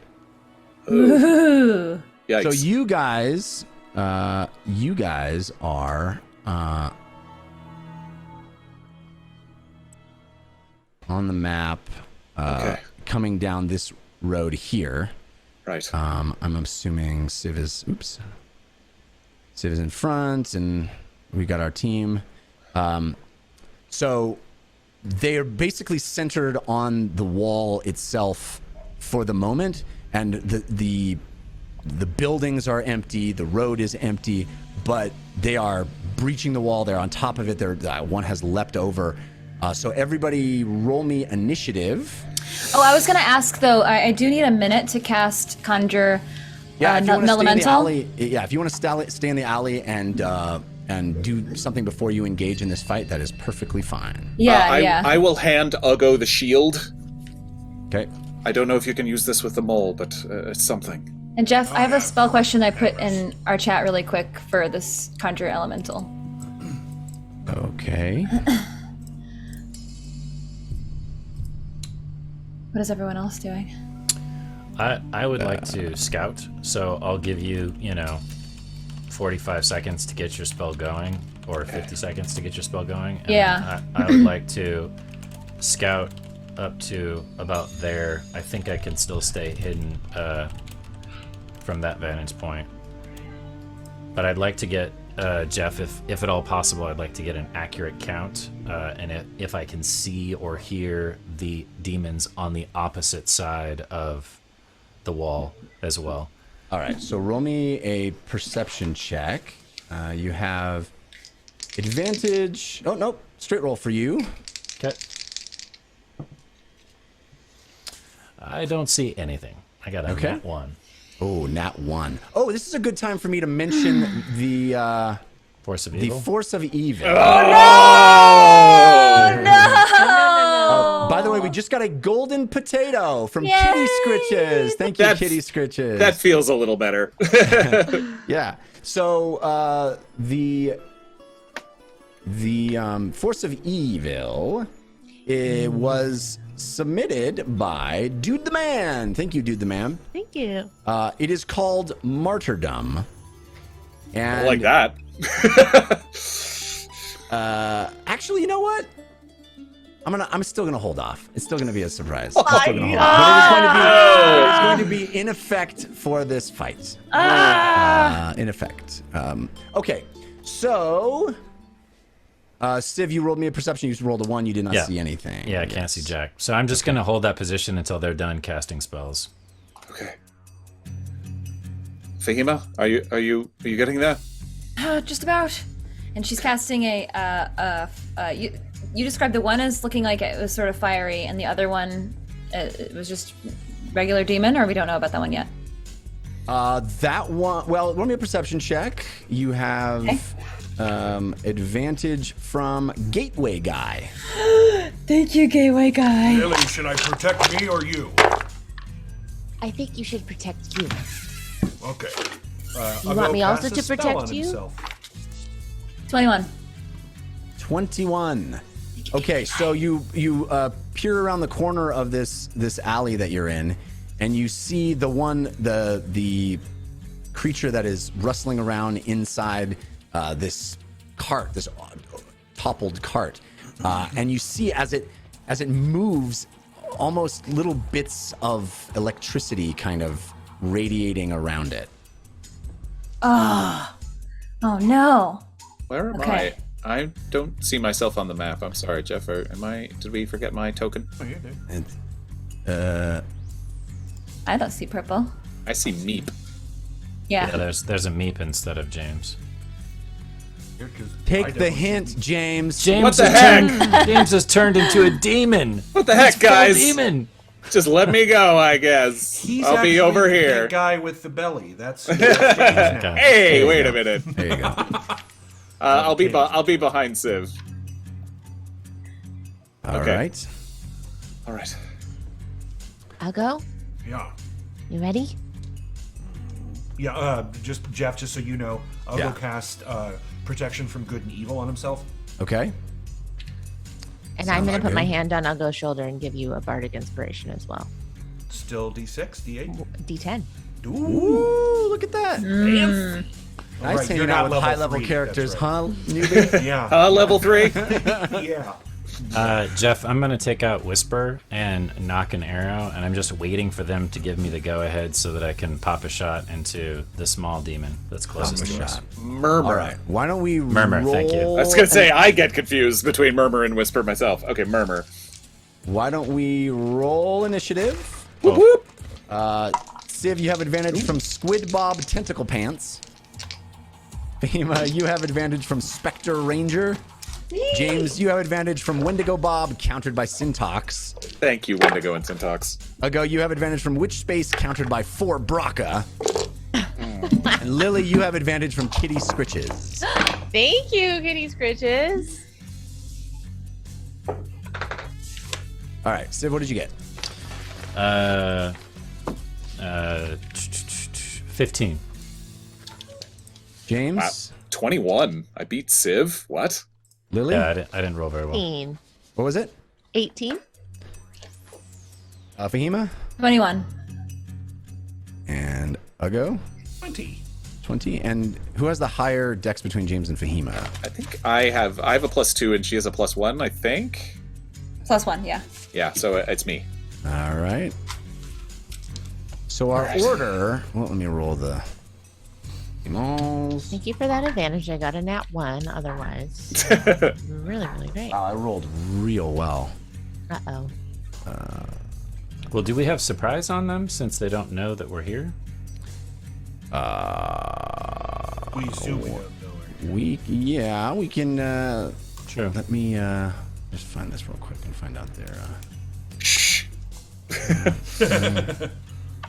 Maybe they're all barbarians and get to act on their turn anyway. Maybe they took my 7 levels. Fair. They didn't. I did one.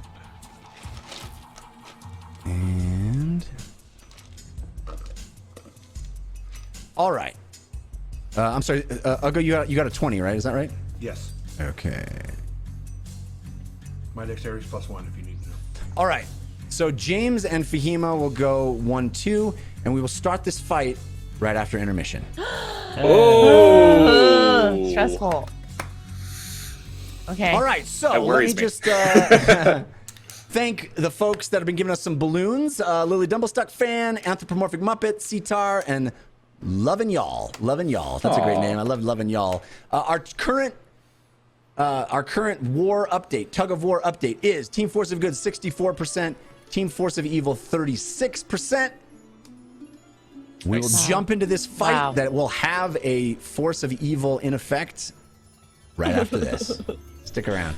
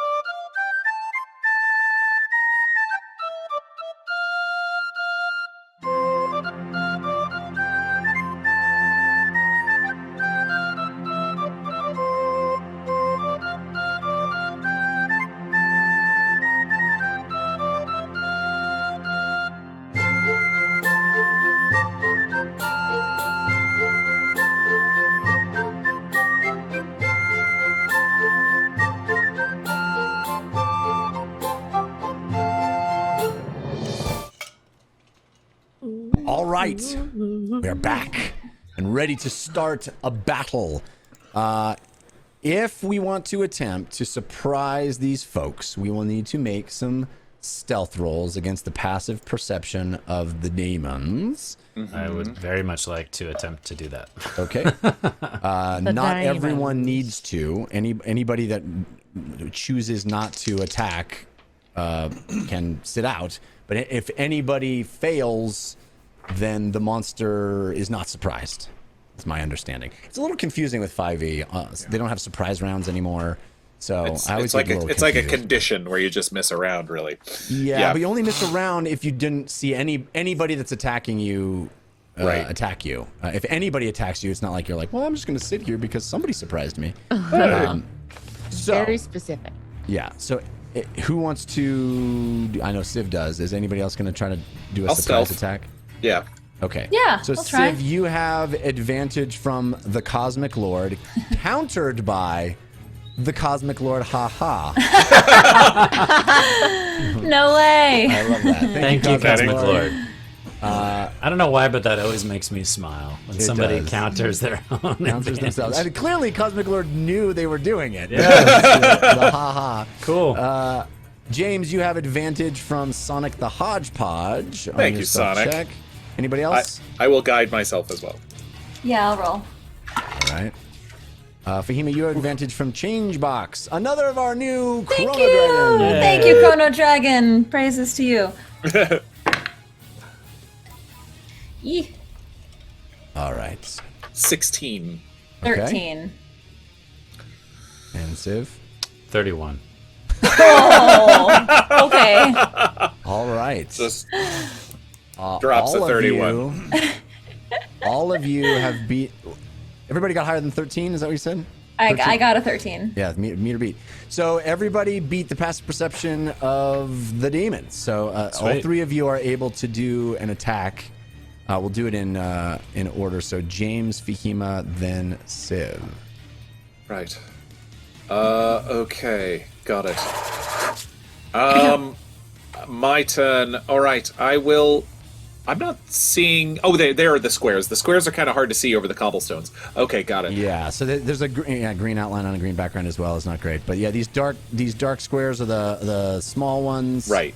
And then Big Daddy over here, and another Big Daddy over here. As I say, and we see the other Big Daddy through that way. Okay. You don't see anything on the other side of the wall yet. I mean, I probably could have blocked that out, but you basically, you're seeing the wall, and you're seeing something standing on top of it, and you're seeing something... There's actually two things. There's a small one on top of this roof.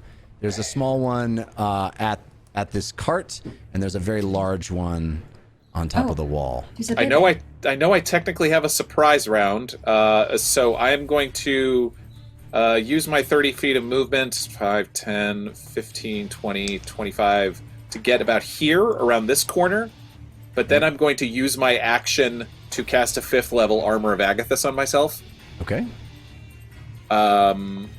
And so, yeah, you will see kind of James sort of, okay, and then touch his shoulders, and that, like, really enhanced, like, Legion of Doom style ice armor will grow around his shoulders. I love it. Yeah, you hear the crackle of the ice forming around James's torso, head, arms, legs, and you are now armored. Okay, and that guy I can see up on the parapet, that's the guy with the big and like round like fire belly, yes? Exactly. Yes. Can I see what he's doing up there at all if I peek my head around? He seems to be wrecking havoc, destroying things as you stand there. I mean, he seems to have recently killed a couple of these guards, and it seems to be destroying parts of the wall itself. I mean, they're breaking through, they're crashing, and it seems like the intent is to destroy the wall and allow more things to come through. Okay. All right, that's my turn. Yeah. Fahima. Okay, I'm gonna charge with my Elemental. I'm gonna attempt to use our Radiant moat to create an Elemental. Which moat? Radiant? I don't think you have a Radiant moat. Wasn't there Radiant? And we were talking about this in the break. Dang it. Which moats do We're you trying have? to figure out which moats we have. Well, I cast the fire one, so we have the mode of sparks. The mode of It's not moats. You have those. The moats are very specific in our story. Right. No, not the moats. These are Oars. the oars. Yeah. Okay. I think I noted down which oar you have, but it is. I don't think it's that one. Only one of them you don't have, right? There was only the only one we. Yes, that's right. I thought it was earth. We don't have earth. That's right. Earth and poison. We have an earth and poison that's green and brown. Protanium. Yes. No, that's the one we don't have. That's the one we shattered. Sorry, I meant we have as in like they exist. Red and blue ignium, blue and yellow Orichalcum. Orichalcum, and then a transparent purple spark glass. Oh, we had lightning and necrotic. That was the other one we had. Yeah. We had fire and ice, lightning and necrotic. I thought there was a radiant one, and that is my fault. No. Okay. So. Fire and ice. Okay, so I only know what at this point what the ignium, not I believe moat. that's the only one that you've cast so far. I could be wrong. I could be corrected, but I believe. I think so. Yeah, I think that was the only time I did it. Where's my notes? This. So it seems like blue and yellow might be water or something like that, or cold. A water and acid, or cold and acid. Water and lightning. Lightning and then- necrotic were the yeah. Transparent purple. Which one would be earth? Earth and poison. What would that? I mean, we don't have that You one. don't have that one. That was I the know. one I'm we- just curious which one that would. What that It's would be. brown and green. Oh right, of so, course. Yeah, so you got. Here they are. You did not loot. You did not loot Orichalcum, according to my notes. You looted Protanium and Ignium. Okay. And Spark Glass. I think those are the three that you have. Ignium sounds like such a good insult. Oh, I wrote down the Protanium was the earth and poison one. Okay, so I just have my notes are probably wrong then. Okay. Protanium is marbled green and gray. Ignium is Consult charred the red tape. with blue. And Spark Glass is a transparent orb with swirling purples and blacks. So we don't have the blue and yellow one. Correct. At least that's what The I lightning noted. one. Now that you mention it, I think it is the lightning one that we destroyed. The lightning one that we destroyed? No, the green. It was the green. It was the green and brown that we definitely destroyed. That was the Yeah, first one. yeah. And apparently Okay. there was one that we didn't loot also. So Okay, well, I guess we'll just go with what's tried and true, and I can figure this out later when Fahima's practicing her spells. We'll go with the Ignium. All right. So you're casting your Null Elemental. Yes. All right. So you have.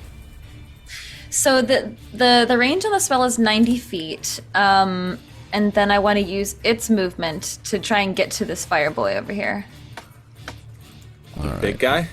Yeah, the big guy, the slug I boy. need something to stand in as your. Can I use? That looks like his high school photo. He's like, hi, Hey. I put out a tie for this. I shined my horns. That's what My James. claw's done. That's what James will look like if we don't figure out, Oh gosh. what's going on with him Yikes. in 10 more episodes. Should this one be like, James, would you pull up your shirt for a second? No, Can I see your belly? no. I'm very sensitive. Oh, hang on a second. Mental. Let's do that as your little elemental. So I will Yay. make you able to Sick. control it. Sorry, this is taking so long. Oh, look at that. It's pretty. All right, so now you should be able to control it. Where do you want to put it? Pretty. Okay, so I'll cast it as far away as I can at the onset. I can't tell how far away 90 feet is. Can you do the little tool and tell me how far away that is? I think you're not able to do it too.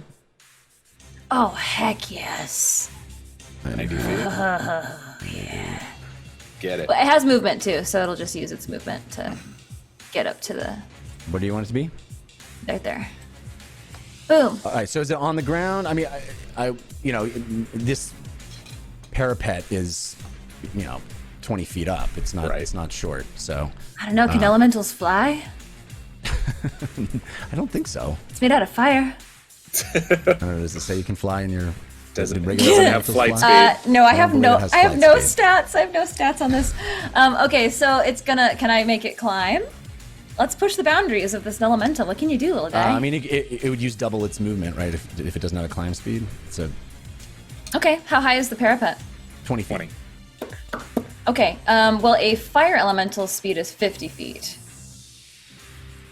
Okay. if that's helpful in that terms of works. determining its speed. Okay, so it can just get up to the top of that parapet. Sounds good. All right. Does that complete your turn? Or? Oh no, because it has to use its movement. Okay, yep, it'll chill there.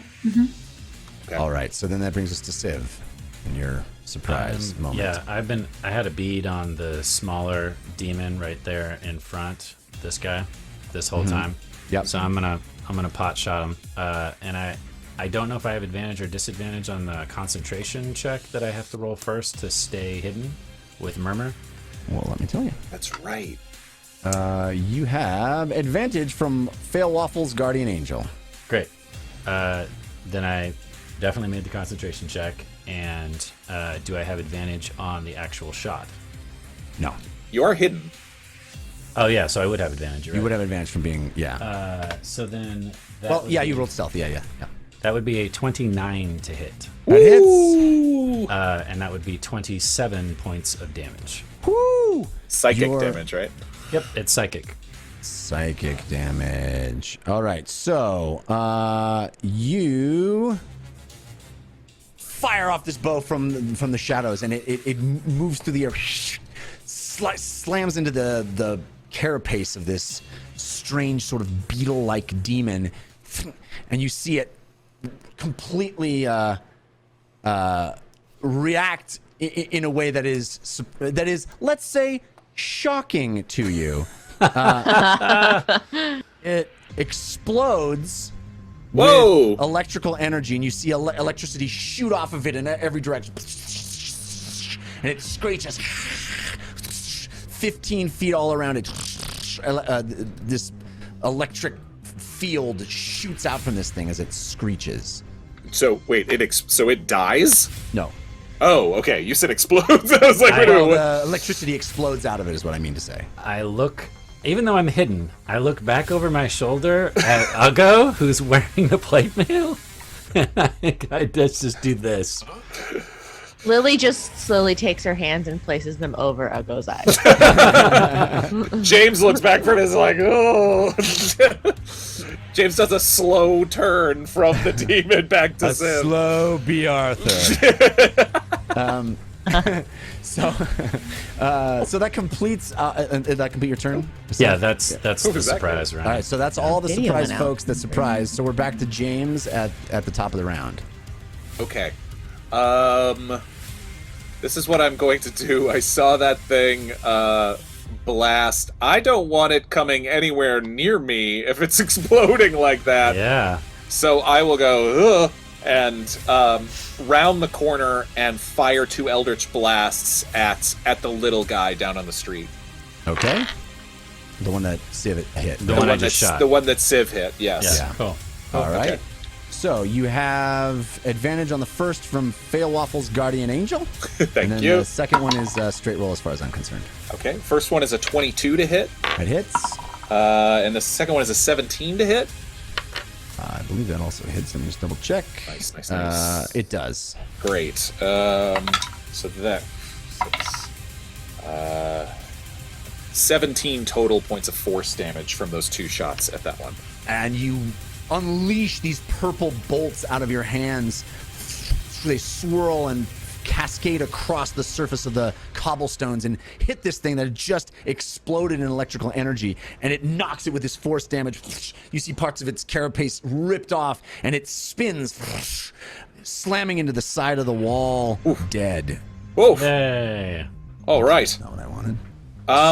This tent around the corner here-ish, is that Is that cover, or is that? I mean, it's just a tent, so I don't know if it can look, if anything can look right through it. Yeah, no, I mean it is 4 posts with a canvas over the top of it, so it does not provide actual cover. Yeah. Okay.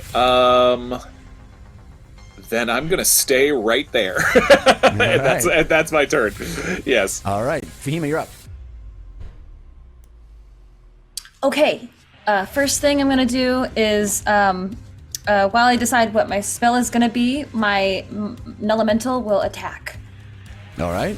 And let's see. I'm gonna use its elemental breath.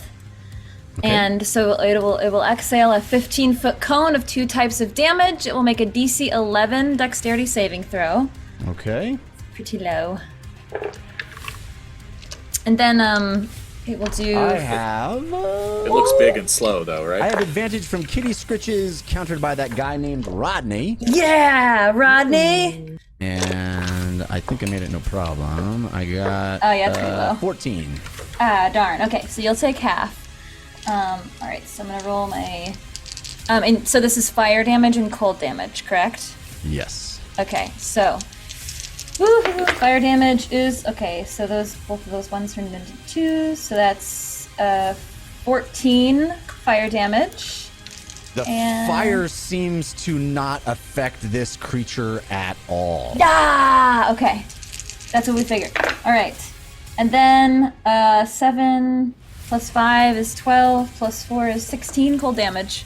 Ooh. All right, and you see even the cold damage seems to not have the effect that you had hoped. No. But it definitely is hurt by it, but it's not quite as hurt by it. Okay, but the 16 halved? Yes. Wait, what? No, I didn't have it, so Jeff, you'll have it. Have the damage. Oh, I was giving you the full damage. Right, so it's 16.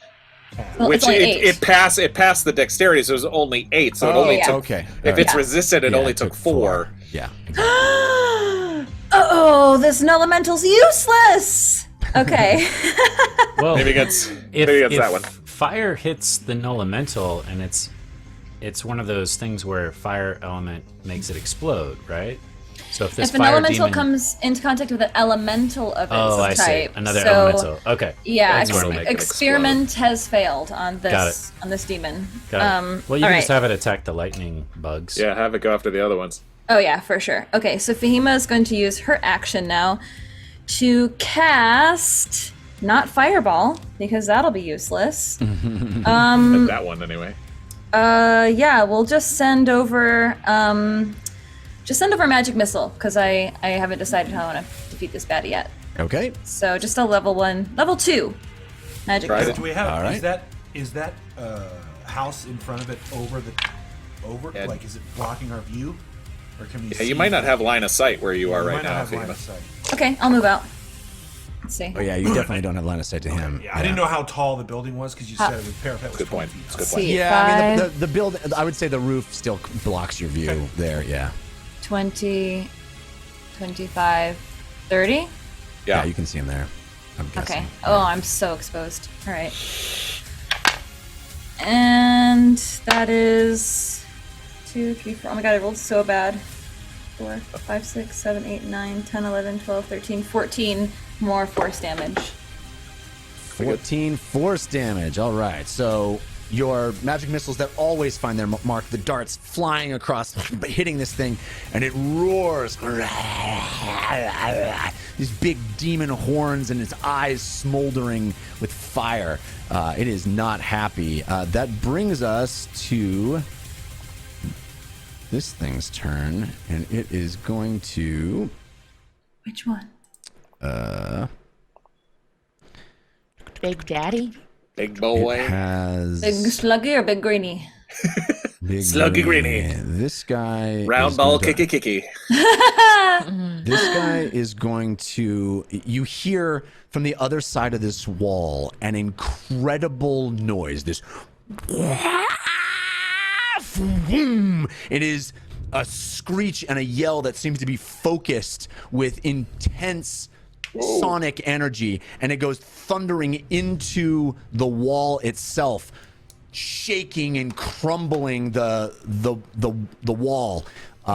It does a tremendous amount of damage. My God. Oh boy. And you see, you see bits of rock falling. You see the whole side of the wall shaking and breaking apart. There's a crack that breaks in the side, and you begin to worry that it will make it much easier for these things to get through. Oh boy. But the wall has not collapsed yet. That is that demon's turn. Now it is the Searing Demon. Searing Demon will... So it's like a chef? Make us a nice halibut? Halibut, yeah. It literally reaches into that belly, that smoldering furnace of a belly, and it plucks something like a piece of itself. And it tosses it. Oh! No! And it tosses it right here. Can my elemental try to catch it out of the air? No. Block it? Get with its body? Sacrifice itself? I don't think it has a I just reaction. love the very delayed. No. All right, Elemental so Secret Service. 20-foot radius. So let's see. Easily getting all three of you guys right there. Can it hit that spot, Jeff, with line of sight? 100-foot range. It's on the top of a mountain. It's on the top of the thing. It's tossing all right. it. From where it saw you guys, you ran out, smacked it. Fahima shot. It's just tossing. It's this hunk of itself, actually. Oh gosh. Meanwhile, while this is happening, I'm like just trying to give Uggo like a gentle pep talk for like, it's gonna be different. It's gonna be a different battle than what you're used all right, to. But dexterity we're gonna be saving fine. throws. Sorry to interrupt you. I don't know if that's... I didn't mean to interrupt you. Hey bud, Katie, you're gonna be so great. You're gonna be great. So, Civ, you have disadvantage from Fail Waffle's muscle. Oh my god! Fail Waffle has a whole you, gang. Fahima, you have advantage from Changebox. And James, you have a straight roll. These are dex saves. Thank you, Changebox. Okay. I still got a 17 on disadvantage. Dirty 20. Oh my god, I rolled so bad. Oh god. Bad. It's just +1, 8. I think. So, Fahima, you take 17 points of fire damage, which I think you are resistant to, so half of that. So everybody takes half of 17. So 8 points of fire damage. I don't take any. Evasion. Oh wait. Oh shoot. He was not resistant to fire. He's immune to fire. Correct. Dang. Okay. Actually, Uggo and Lily don't take any though, right? yeah. You guys are not within... Yeah. Wait a minute. I am resistant. Yes. My ice armor takes all of it, but All right. Okay, so that brings us to Uggo's turn. Uggo, Lily, Civ. Uggo says, I guess we should get in there, and moves to there,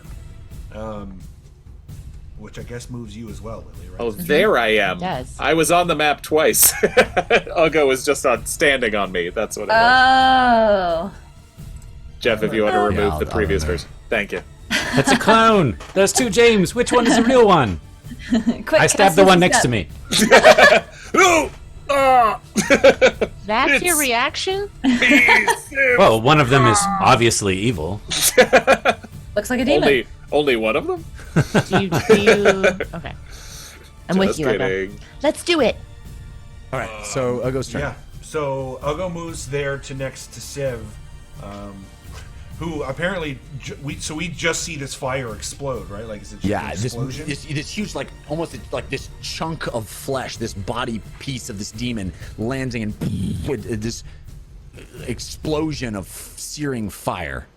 All right. Uggo looks at Civ and goes, "You're doing a great job. Let me know what I need to do." And I'll ready an action that if something comes within attacking distance, 5 feet, then I'll attack it. All right. Yeah, that's probably best. Let me know if you need something. Oh, buddy. All right. That brings us to Lily's turn, and then Civ. Can we? So I wouldn't be able to see that big boy from where I am, right? I don't really think I can see. You wouldn't be able to have line of sight to Big Boy, but you saw a giant flaming piece of flesh come flying over the None of the demons building. are in our line of sight. Then really. Well, there's I mean, one you on the could roof. probably see this guy here. Yeah. Okay. Good to know. Okay. He's on top of the roof. Yeah, hasn't moved yet. If we could see him, I probably should have asked. I didn't even see him down there. Uggo would have thrown a javelin. Oops. Okay. Within 120 feet, right? I can't measure, so. I'm sure it is. 70. Yeah, 70, so. All right, so. Wonk. That's the dagger noise. That's a dagger. Swonk. Advantage, disadvantage, normal. What do I got? You have need guard advantage from witch space countered by Grim Fated. Well, I have disadvantage because it's outside of the 30-foot range of a javelin. So. Correct. Okay. All right, not bad though. This is your first throw with your new muscles. 19. That's a hit. Hey! Too bad you can't smite from a distance. Long distance smite. It takes 8 piercing. Good job, Uggo! I'm not completely useless. That is I not don't a know. magical javelin, right? It is not. Yeah. Ah! I'm sorry, you said 8 piercing, was that what it was? Yeah. 8 piercing. Okay. All right, Lily, what are you doing? Okay, Got 7 if more. that's the only dingling we can see, then I will cast. It was 70 feet away. Yeah. Okie dokie. Then I can't do that. You jump out of the saddle. Yeah, it'll take. You know what I'm gonna do? I'm going to ready Bigsby's hand because I heard the Big B's hand. It's not Bigsby, but that's what I call it. I'm gonna ready that for if I see a bigger, badder, or a bunch of demons. I'm gonna ready that spell. Okay. Do I have to select which option of it, Jeff, or can I just ready it and then select in the moment of if it's clenched, forceful, grasping, interposing? I think rule as written is probably that you need to decide exactly how the spell is going to go in the moment that you ready it. You're casting it in a specific way. You're readying it in a specific way. Okay. So that's probably what I would say is that, and the condition is that you want to, if something gets close, or what was your? My condition really was I just don't know what's around this corner, and it sounds terrible because we just hear this loud screeching, right? And Yeah, it sounds pretty awful. So, in my quest to protect Uggo, then I am going to ready interposing hand, so the hand will interpose itself between me and a creature I choose. So Okay. basically, just if there's something that's attacking us or running at us in Lily's mind, because she doesn't see this guy on the wall, she doesn't know the situation. Right. If there's like a horde of demons around the corner, this hand will go up and block from them getting Uggo, basically. Okay. Sounds good. Civ, you're up. Shooting the lightning guy on the roof over here on the south side. Okay. And I'm going to try to stay hidden, so I need to know advantages and disadvantages for concentration as well as the attack. Okay, so you have disadvantage from Fail Waffle's muscle for your first roll. All right, so I failed my concentration, so I'm no longer stealthing, but I would imagine I could still get the psychic shot off first, because it hasn't spotted me yet. So then my regular attack is just a regular roll? Yes. Okay, great. Yes. Yes. Natural 20. Oh, all right. Double dice.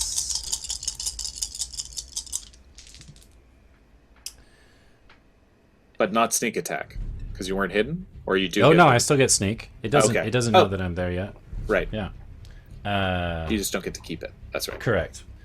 20, 26, 30, 35,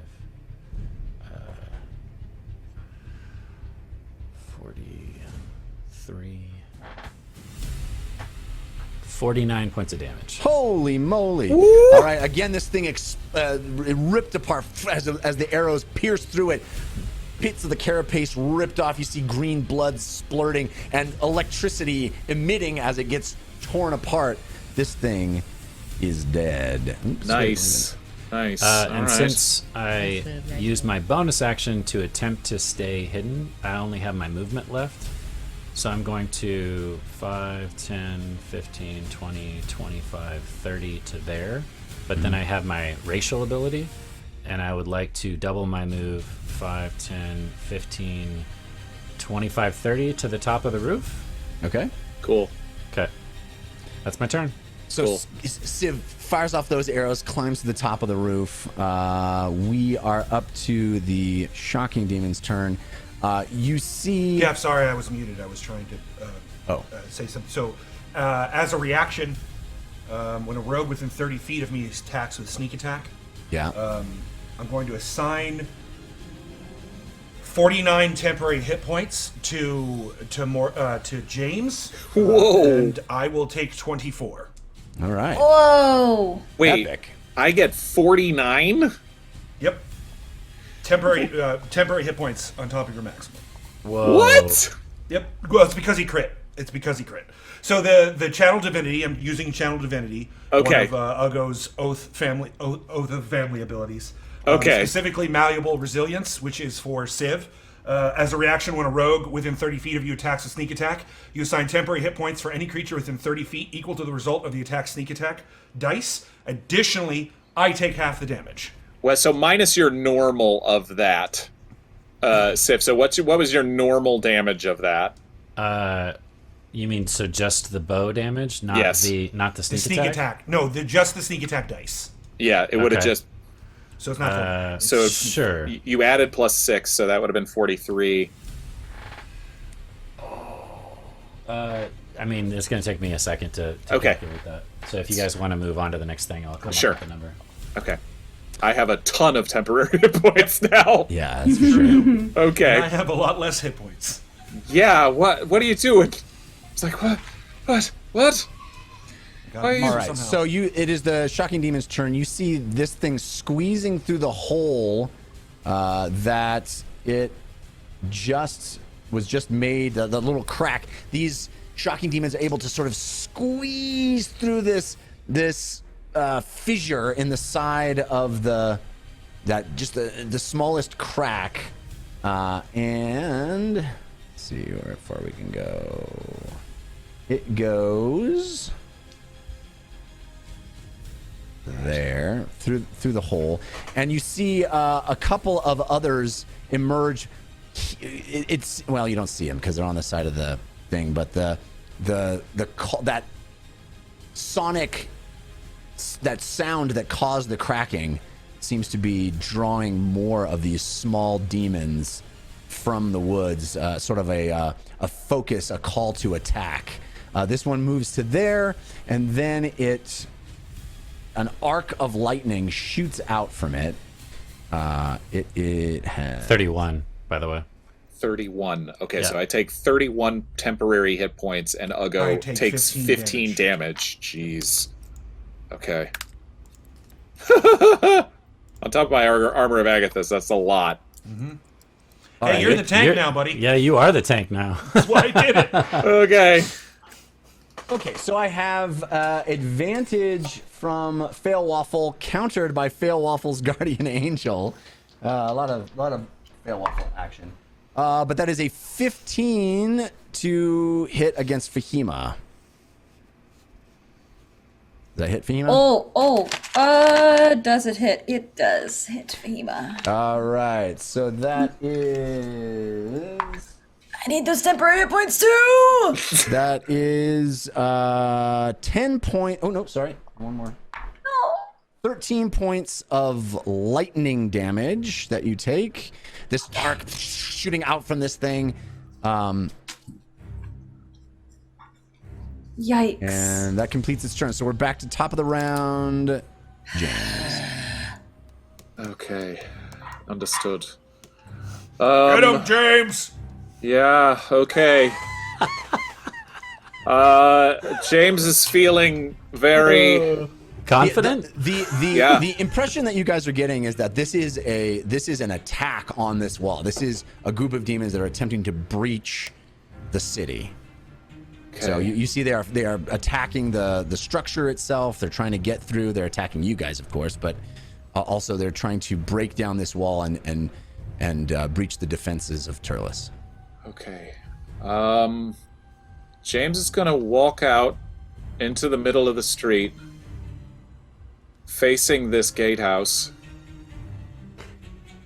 and he's gonna say, I don't know how I feel about this anymore, but if I'm not using it for good, what am I doing? And I am going to cast a 5th level Hunger of Hadar.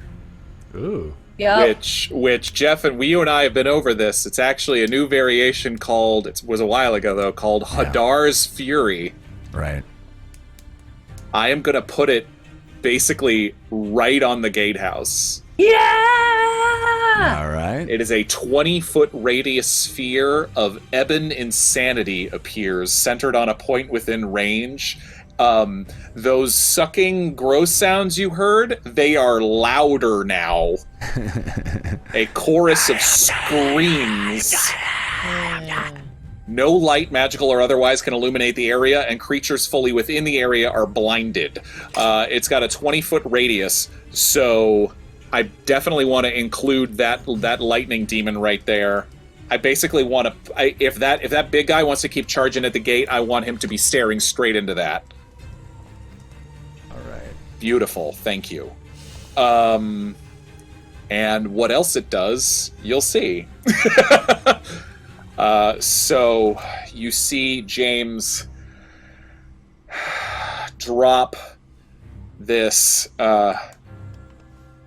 just rip a hole in reality and drop it right there on that gatehouse. And it's louder and worse than you've ever seen.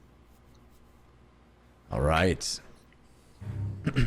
Yep. So this strange rip and tear into the fabric of reality, this awful sound, this blackness, these arms and fingers, these tendrils seem to be coming up out of this hole in the world, this blackness, this searing, awful sound. Screams and horrible gasps fill your ears, and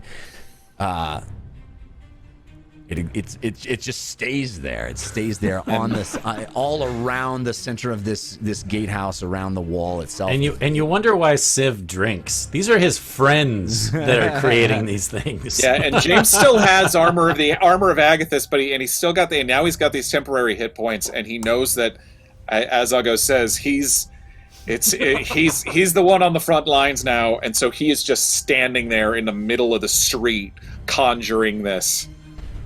Yeah, seeing basically get through that, basically. All right. Fahima, that's your turn. Oof. Oh my god, that was amazing. I feel like everybody takes an entire round just to stare at the giant cloud of abyssal doom. So even the demons are like, oh, what? Did you see this? Maybe not. So this is what happens between the last round and this round. Fahima gets hit by a fire thing and gets knocked over and blows the fire embers off of her clothing and checks that she hasn't lost her concentration, and then remembers she can't lose her concentration now on conjurations. Ew. And she kind of like does that thing where she's like standing up from her kneeled pose like a superhero, and then immediately gets smacked in the face by a lightning. And then she reaches out her hand to cast Wall of Fire, and then James from behind her casts Hunger of Hadar. So much epicness in one turn. I'm so excited. No, I'm so excited. Okay, so then she's going to cast Thunderbolt Jump and jump up to Firebelly. Ooh! All right. Let's put her... Careful! I don't want to electrocute my elemental, so I'm going to go here. And so that he does a dexterity saving throw. All right. I guess it's just against my spell save DC because it doesn't have it on the spell. That's right. That is an 11. Okay, it does not save, so it's going to take 8d6 lightning damage. Let me just roll that really quick. Yeah, make that thing make dex saving throws. It's big and slow. 11, 12, 13, 14, 15, 16, 17, 18, 19, 20, 21, 22 lightning damage.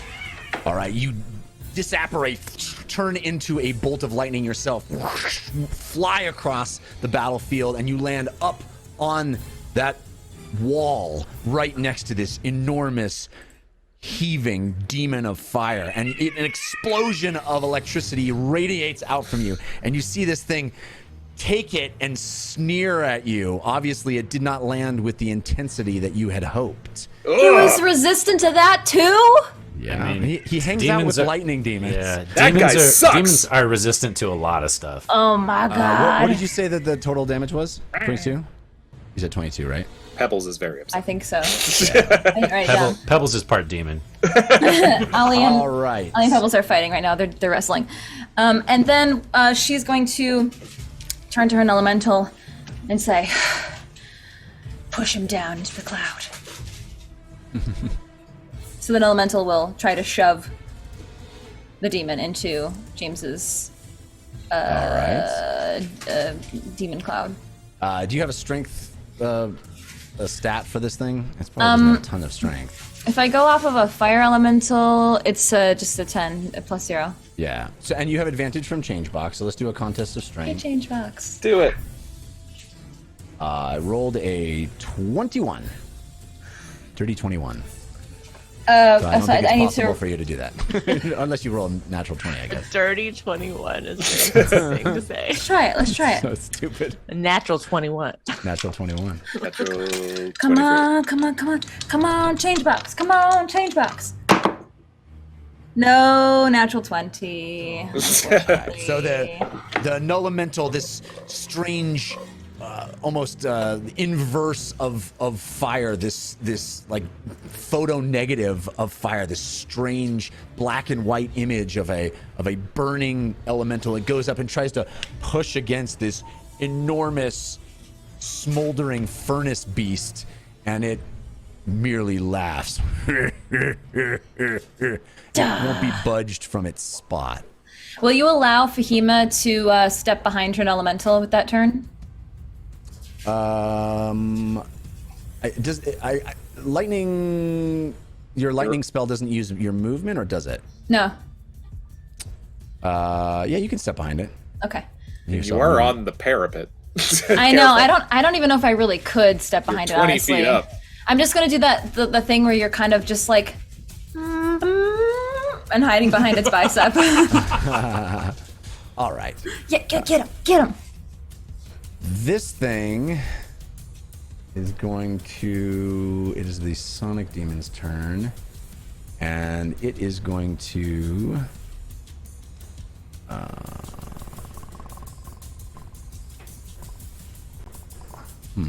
What's it gonna do? It doesn't want to go through the Hungry Madar anymore. It's gonna walk over here and it's gonna climb up this thing. This is the okay. This is the fire belly. Okay, got it. Or No, fire belly's over here. The This big is guy. the Sonic one. Okay. It's big. This other Actually, one. you know what? Yeah, it's big. It is a large creature. It is going to start. It's actually going to just blast a hole into this thing. Oof. So again, you hear that incredible sonic boom emitting from this thing. It's a screech and a scream, and this focused sound. Fahima, where you are now, you really get a good look at it. This maw, this horrible, misshapen mouth with teeth and a tongue, opens wide, and from it, an incredible focused sound emerges, and it blasts into the side of the wall, cracking it once again, creating another fault in the side of the wall that protects Terlis. And again, you hear, you notice, Fahima, the other demons, the smaller demons, all sort of perking up when they hear that horrible sound. It seems to be a call to action as well as an attack. It does a lot of damage to the side of this wall. Yikes. That is its turn. Now the Searing Demon does not like you, Fatima. You are standing right there. Why not? It has... Guys just need to talk it out. Yeah. Look, I've got fire hair. Actually, This you know what? sibling's good. I forgot to do something. A creature that touches the Searing Demon has to take a dexterity saving throw. So your elemental that you tried to push it needs to roll a dex save.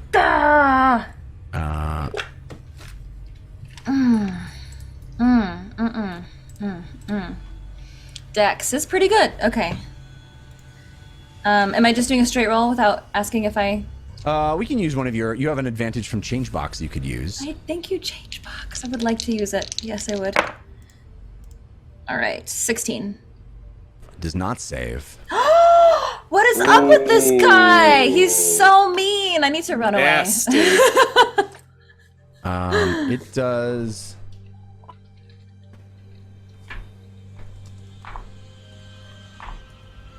That's too many dice rolls.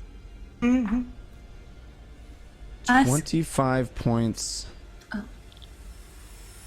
No, excuse me. 23 points of fire damage to an elemental. What would that To a do? fire and elemental. I think it would probably be immune to that, right? I think so. I mean, most 3 weeks later, they're elementals just are immune. wailing on each other. Yeah. They really don't like it. Didn't even need to waste our time doing that. Okay. All right. So this thing's going to make 2 slam attacks against you with its multi-attack. The first Hema is a 22 to hit. Is it blocked at all by my elemental's bicep? And then the second is a 27 to hit. Yeesh. Yeah, I don't know if we want to get close to the giant demons. I rolled 2 8s on 2 d8s. Oh, good, so that's good for you.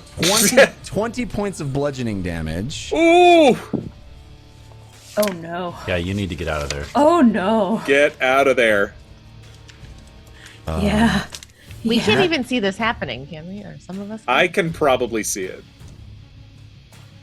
All right, I don't 20 know points if you of guys bludgeoning can. damage, and that completes its turn. Ugo, it's still standing on the top of this wall, just laughing, and it slams into you almost with its belly and its whole torso, like a sumo wrestler slamming into you twice, Fahima, and it causes you just feel this incredible impact that does not feel great. Bludgeoning, you said? Bludgeoning, yeah. Ugh. Ugo, you're up. Then Lily.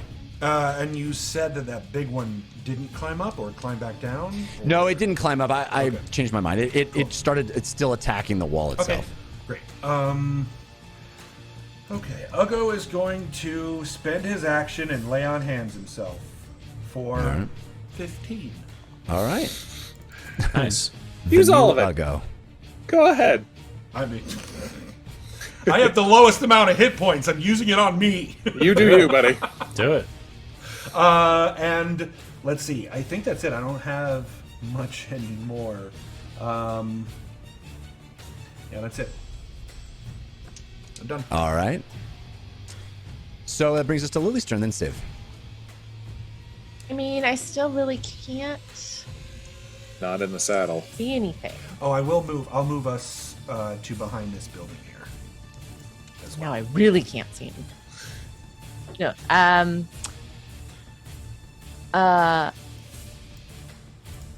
Do I see that James is like looking at something clearly?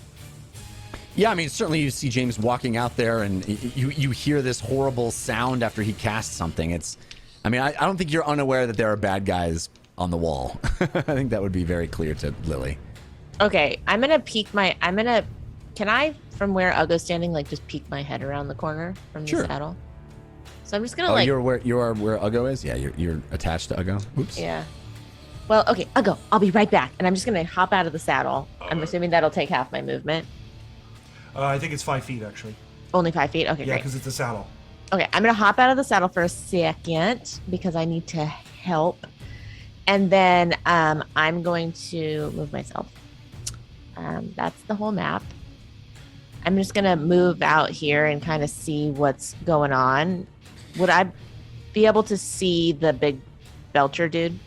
Firebelly? Certainly, yeah. He's quite large and standing on Okay. top of the wall. I mean, as you walk out, you look up and you see this wall cracked and broken. You see bodies on the street. I mean, there's a clearly civilian body right here. There are guard bodies on the top of the wall itself. You see Fahima standing there next to her Nullimental, and you see this enormous, round, horned demon with this body roiling and swirling with this heat kind of emanating off of it. And Fahima looks bad, by the way. I'm gonna take my big B hand that is already cast and change it to because I can change it on as an action to grasping hand.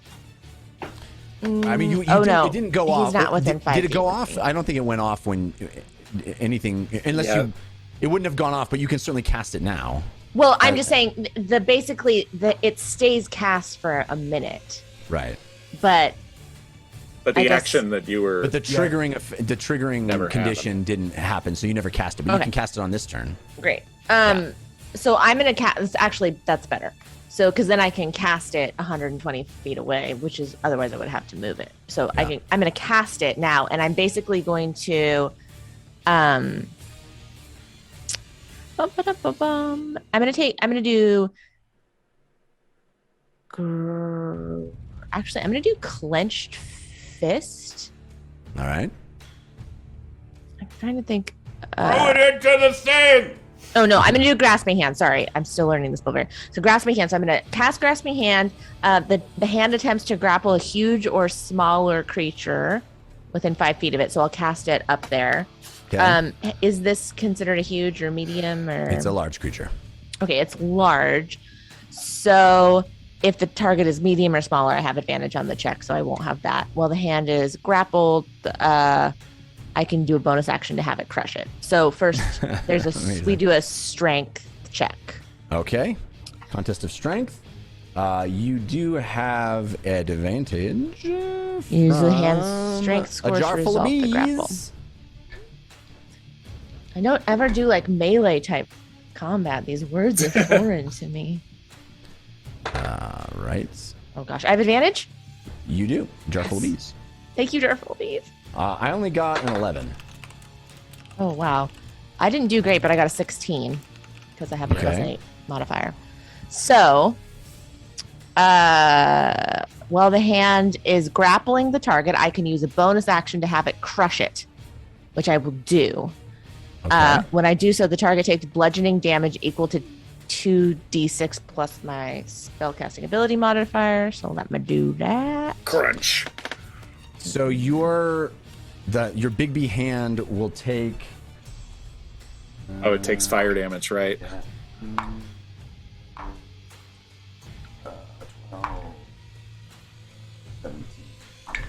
The same amount what she does. 22 points of fire damage. Nice. Dies immediately. No. It has your hit It points. has. Oh my. I don't. Well, no, I don't think it does. Yeah, according to the spell, it has as many hit points as your maximum. Oh, does it? Your I'm hit point thinking maximum. of something different It has an AC of 20, and your hit points equal to your hit point maximum. Okay, so it hit the AC 20. Well, it doesn't. It's a dex save, which your hand doesn't have Got it, stats got it, for got it, that, got so it, it just got it. took it. My hand is dexterous. Dexterous. Dexterous. Okay, dexterous. 10 points of damage. 10 points of crushing damage. And it's grappled. All right. And takes damage. 23 damage. All right. Does that complete your turn? That completes. I will scurry back. I can do that. I'm just Yep. gonna scurry back into cover, basically. Okay. Civ, your turn. Can I see the giant yellow blob demon? From where I'm at? you are? Yeah. You're on the top of this building. It's Yeah. over here. Yeah. Mhm. Okay, then I'm going to arc fire my longbow and shoot it. Okay. And because it's within 5 feet of one of my friends, I should get sneak attack. Yes. Do I have... Shoot him in the tongue. What is it? You have... it's 80 feet away. Are you still at... It's a longbow. Oh, longbow, yeah. Yeah. Do I have advantage or disadvantage? You do not, as far as I'm concerned. Cool. Okay. That's a 22. Yeah. Woo! Woo! It hits. That's not too bad. 10, 17, 21, 27 points of piercing. Magical piercing. 27. All right. And then I would like to move to here. And can I tightrope walk across those banners? Roll me a dex or an acrobatics check. Nice. I'll do that. Straight roll as far as I'm concerned. Oh, come on. I got a nat 1. Oh, no. Nat 1. So I guess I fall. Oh my god. It takes a fall, and I will say you take 7 points of bludgeoning damage. Okay. Can I uncanny dodge that? Oh. I don't know. Can you uncanny dodge? I don't think. It's not an attacker. It's not an attacker. Yeah, I don't think so. Yeah. There is still a force of evil that hasn't gone off yet. Am I crazy? Oh shoot! Actually, it wouldn't have affected anything. It wouldn't have. I was gonna say. I'm like. It wouldn't have affected anything yet. The other shoe is waiting to drop. Me. Yeah, it wouldn't have affected anything yet because there was nobody. Okay. Yeah. I'm assuming that's the rest of my turn, falling and crashing and landing on the ground. Yes. In a very unciv-like manner. Yeah, he takes 2 steps out on the thing and tumbles and falls. I'm gonna say I'm hungover still, and that's my excuse. All right. I like James looks over at you like. I like the idea of you uncanny dodging, hitting the ground. Like, how does that work? Well, that's the old Douglas Adams thing. My favorite quote from Hitchhiker's Guide to the Galaxy is, "How do you fly? You throw yourself at the ground and miss." I love that line. That's my favorite thing. Okay. That brings us to Shocking Demon. So this guy takes some Hunger of Hadar damage, right? So the guy who's in it, so this is what happens. Any creature that starts their turn in the area takes 2d8 cold damage. So it takes 10 points of cold damage. You see that it doesn't seem to be as affected by that. I mean, you don't see into the darkness, but yeah, there you go. It is blinded, and now it must also make a strength saving throw. Okay.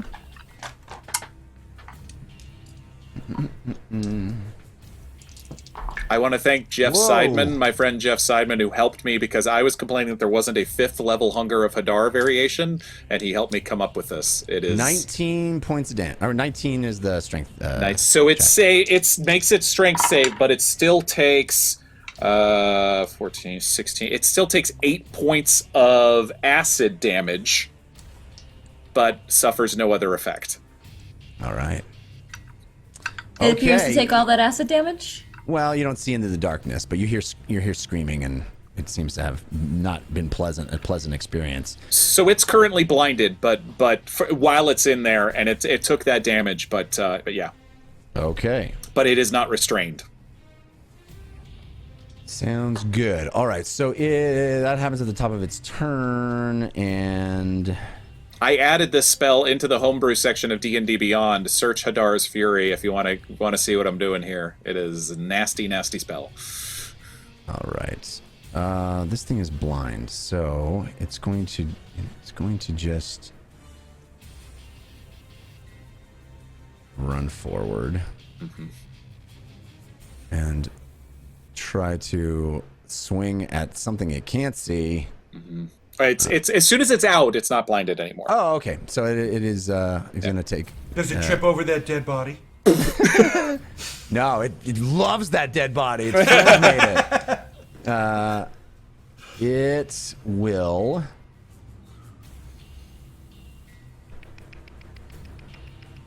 It will bite you. Okay. And that is a 22 to hit. I will use my reaction on Entropic Ward to give it disadvantage.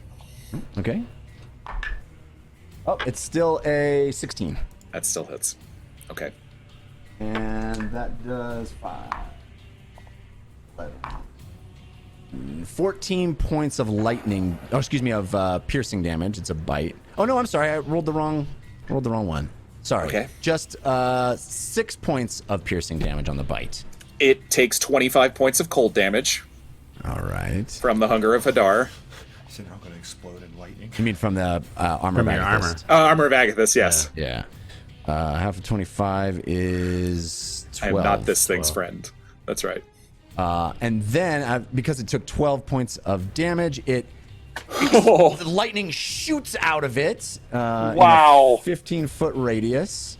Oh, no. Yeah, wow. Oh, no. That'll hit plate mail Ugo. Wow. Yes, it will.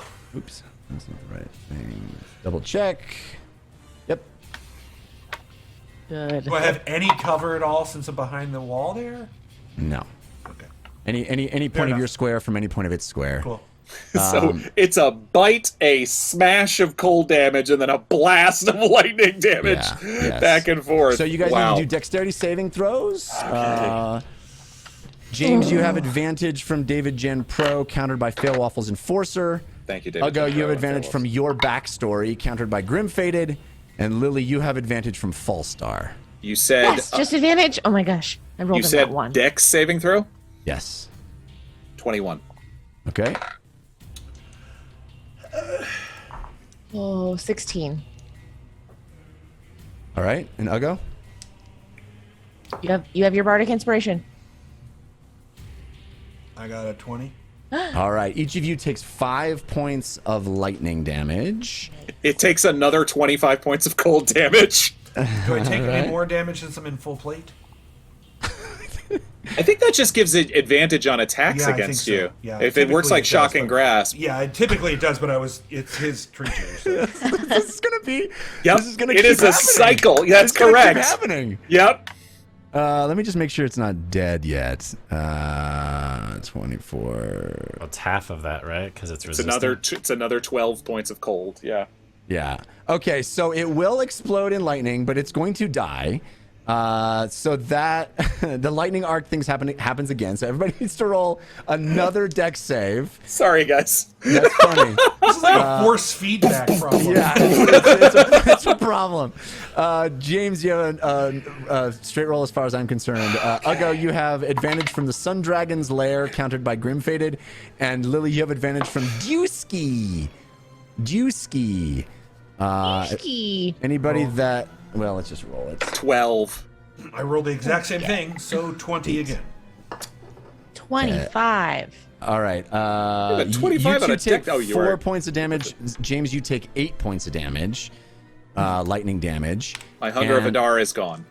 No, you mean your Armor of Agathis. I did it again. Yes, yeah, I'm sorry. My Armor of Agathis is gone. Okay, but then, so this thing also dies, which triggers the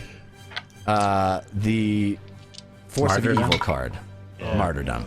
Okay, now, so I know something else has already died, but nobody was around it at the time. So when a creature is slain, this is from Dude the Man. When a creature is slain, the creature explodes, dealing 2d6 fire damage to any creature or object within 15 feet. Flammable objects may catch fire. Oh, man. So the sequence of what happened here is pretty bonkers. Wow. This thing comes screaming out of the Hunger of Hadar, blind and enraged. It runs out, regains its sight. It bites James, which snaps the cold of the Armor of Agathis, causing it to shoot out electricity, causing the Armor of Agathis to snap it with cold again, causing it to shoot out electricity, causing it to explode in a burning explosion. Boy. That's something. All right, so that is... Starting to wonder if they had a point on this moratorium of magic. 9 points of fire damage to the three of you. No save. No save. There's no save. This is a Force of Evil. Ouch. But the good news is this thing's dead. The bad news is 2 more of them are coming. The good news is, by the way, that I succeeded on all 3 concentration checks to keep the Hadar's Fury up. Sweet. That one's going to climb to there. Which I get to roll That at one's advantage gonna because of climb. Warcaster. This one's going to go to about Yeah, you here. might want to cast your Armor of Agathis again if there's more of these guys. Yeah, well, except everybody get away from me. Good lord. All right, so that brings us back to the top of the round, James. Oh my gosh. This is a fight, you guys. This is a fight. Yeah, no joke. I was able to maintain concentration on protection from good and evil, just to let you know. Okay. All right. On all of that? Yep. Okay. Yep. Yeah, I basically I like drop to one knee after the ice, lightning, fire. And I look over and go, Lily, go get away from me. And then I will throw, actually no, I will use my action to concentrate further on Hadar's fury. There's another little one down there. Yeah, this one. So the one here is going through the new crack that this creature made in the wall, that the sonic creature made in the wall. This one climbed up and only got to there. Okay. But it's kind of by his friend, the big guy. While concentrating on Hadar's fury, I may use my action to ensnare one creature that is within 30 feet of it and draw it into the darkness with a tentacle. Whoa. Nice. The little guy needs to make a strength saving throw. The little guy doesn't have tons of strength. Nope. Let's see. Strength saving throw. I rolled a 5. That is a fail. It Yeah. takes 6 points of acid damage, and it is pulled into the center of the void. All right. So this thing goes. So yeah, you see it. Yeah, you literally. Fahima probably gets an up close seat of it.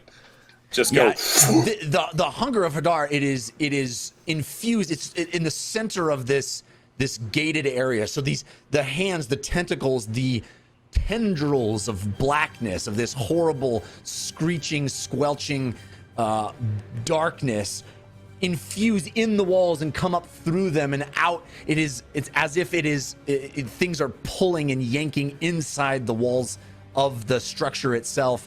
And you see this thing pull, and it's struggling and trying to get, it's screaming and trying to get past it. Little bits of electricity, sparks coming off of it as it tries to grab onto the bricks and hold on tight. But no, the tentacles are too strong and pull it into the center.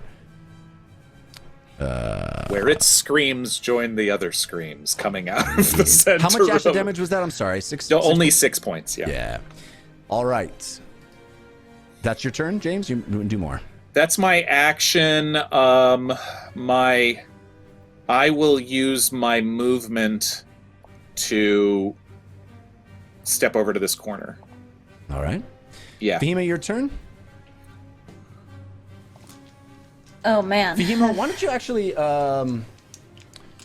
roll me a survival check right now. You have advantage from change box countered by Grim Fated. Oh, thank you both. Survival check. Okay. 19.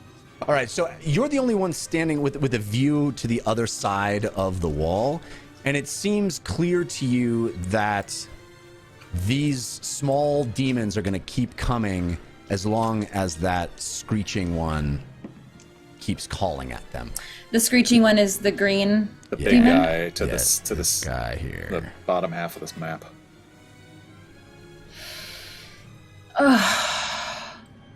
Okay. Oof. Okay. Oh my god, I had this whole time to think of what to do, and I I don't mean to change your plans. No. I just wanted to give you more information. Not at all. No, that's great. I was just gonna say I've had all this time, and I'm still stumped because I want to fight, but I am so close to dying. So Fahima will shout, "We need to get to the other side! We need to take out the demon that's screeching! They're just going to keep coming!" So she's going to... Get out of there! I can't! And she'll thunderbolt jump down. It's 120 foot range. Ay. Can't you teleport? You can teleport, right? That's what she's doing with Thunderbolt Jump. Yeah. Yeah, but that has to be at an enemy. No, it doesn't. Not necessarily. Okay. Oh, okay. Never mind. I'm thinking. All right, I'm not gonna be stupid. I'm gonna thunderbolt jump down and hide. Would you say, Jeff, it would be fair to say that because I create a huge lightning bolt when I land, I should not be doing it here because he would see me? Well, yeah, he would Trying to definitely. I hide. think he would see you. Yeah, and beyond the edge of this map too, there, that is the Shantytown. The road to Shantytown, basically. You notice that there are a bunch of carts and things on the other side of the wall. It looks like folks tried to move their belongings and things to the wall and were denied entry. There's all of this stuff built up on the side of the wall, and there's bodies here. But beyond that, I mean, from the top of the wall, you may have been able to even see far enough to see the rubble that once was Shantytown. Although it's a ways away, so I don't know how much you would be able to see. But it's clear to you that that's the direction from which a lot of these smaller demons are coming. So, there are more demons beyond the edge of the map, is what I'm trying to say. Okay, I'm trying to figure out a good way to hide, but get my line of sight on this demon. He really hasn't moved much, right? He's kind of stayed down here. We haven't seen him fly or climb. This It's guy, still he's just blasting at the wall and creating open spaces for the smaller ones to breach the defense. Okay. Keep in mind, you do not have a tank. Oh, I know. Okay. All right. My God. The ambulances are coming for Fahima. I know. Sorry. Okay, so I just realized that there is another dude over here. Who have they been hit yet? I don't think they have. No, this is they have not. brand new. That's right. He's in the crack though, right? Yeah, is he's in he? the crack. He's not on the top of the. Yeah. Hard to show that, but yeah, he's in that sort of fissure that the sonic Okay. You have line of created. sight on him. No, you Okay. could go down to the surface there or there and see him in the crack, but not All right. from the top. I will lightning bolt jump over here, which means I'm gonna hit Firebelly with 8d6 lightning on my way out. Dexterity saving throw it has to make, right? Yes. Does that also hit the elemental and Meep? No, I mean Meep just automatically comes with me usually. 5, 6, 7, 8, 9. The dex, I mean, it would hit the elemental, I think, if you left from there, because you were hiding behind its bicep, right? Yeah, but I could move away from it before I go. Okay. Yeah. So that's roll the 17 dex. meets it beats. I have 17, right? Meets or beats, yeah. Yeah. So it'll take half Yeah. of I think now I'm confused. I'm pretty sure I rolled 17 damage as well, so I got confused by that. Yeah. Okay, so The half of of 17. 17 is 8. 8, and half of 8 is 4. Dang, that's so low. I'm really striking out with all my attacks here. And then she will command her elemental to attack the one down below, but I don't know how far it'll be able to get with 50 feet. 5, 10, 15, and then it Wait, I'm needs to sorry. use... It was here. Do you want to just let me know how far I can get with 50 feet using its action to dash down to You want it to go where? the lightning demon? Oh, You down to mean here? the Sonic Demon or the Lightning Yeah. Demon? Oh, sorry, the sonic demon. It can get there. Gonna give you attack of opportunity against it, probably. The big Yeah. guy, the big fire Yes, guy for would. sure. Yeah, okay. Doing that. And you have to go through the Hunger of Hadar. Can I go down and around using my... Well, it's not going to get you there then. If it's 50 feet, it's going to go 25 to there, 25 to there. Is there Or, how... whatever, 25 and... Yeah. Will a 15-foot 25. cone... Oh, no, I have to recharge it anyway. I don't think it recharged. Oh my god, it did recharge! Oh no! Will a 15-foot cone get it from there? Yeah. Yep. Barely. Just barely? Yeah. Okay, let's do it. And I'll take that, the damage from the attack of opportunity. All right. Which will be... I think it was just a little bit further down than that. Yeah. 2 more squares south. To get it within 15 feet. I give it... I made it so that you can control it, Fahima. Ah. Oh, There you go. okay. All right. Okay. Okay, great. so the attack of opportunity was a 15. Okay. Armor class for a fire elemental is 13. Okay. Yeah, so it'll take it. All right. So we got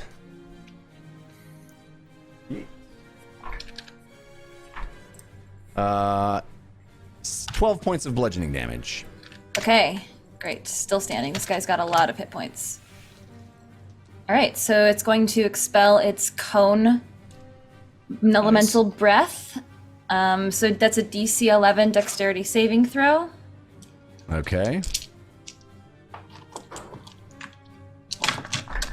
And I rolled a 16. Okay, you beat it. You're just killing me tonight, Jeff. Yeah. So that's 16 fire, halved. 8. And then 12, 13, 14, 15, 16, 17 cold damage. So 8 and 8 Halved. if it takes all of that. Yeah. If it does. It does take all of that. Nice. So I'm sorry, you said it was how much? Finally 8 doing and 8? something. 8 and 8. It was 16, yeah. Yeah. Total. Okay. All right. Does that complete your turn, Fahima? It does. All right. Sonic Demon's turn. And did not like that elemental messing with it.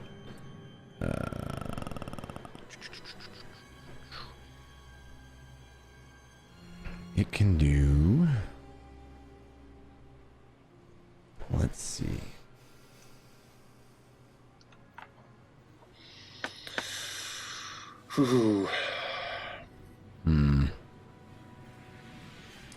It is going to move to there.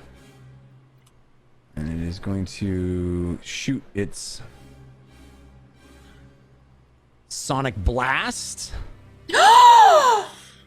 Jeff! I put an elemental in the way! I know. Come on! It has a 60-foot cone. 60-foot cone! No! boy. Oh my Yeah. god! It can modulate to be especially effective for rending flesh or breaking materials. You gotta make a Yikes. con save. You have advantage from Uncle CW that is countered by Grim Faded. 60-foot Jeff, cone. I'm gonna cry. Does her no elemental get an attack of opportunity when the demon goes by it? No, I mean, I think it would have avoided It can go around it? Yeah, it's got got plenty of movement to get to there. Another clarifying question. Yeah. Meep's whole thing is to protect me from spells and spell effects. This isn't that. No. Would not be a spell effect. Okay. It's How Screech. tall is the Screech? How tall? Yeah, like how tall is that cone? Well, it's a 60-foot cone, so if it goes out in all directions, right, it's... At the end, it would be 60 feet, right? Yeah, right. Yeah. God. That's massive. That's like Dragon's huge. Breath. That's Yeah, that's huge. Yeah. So did you do your con save? You had, it was countered. You had a, Uncle CW give you an advantage and Grim Fainted countered it. Come on. I'm gonna throw up. You're gonna be okay.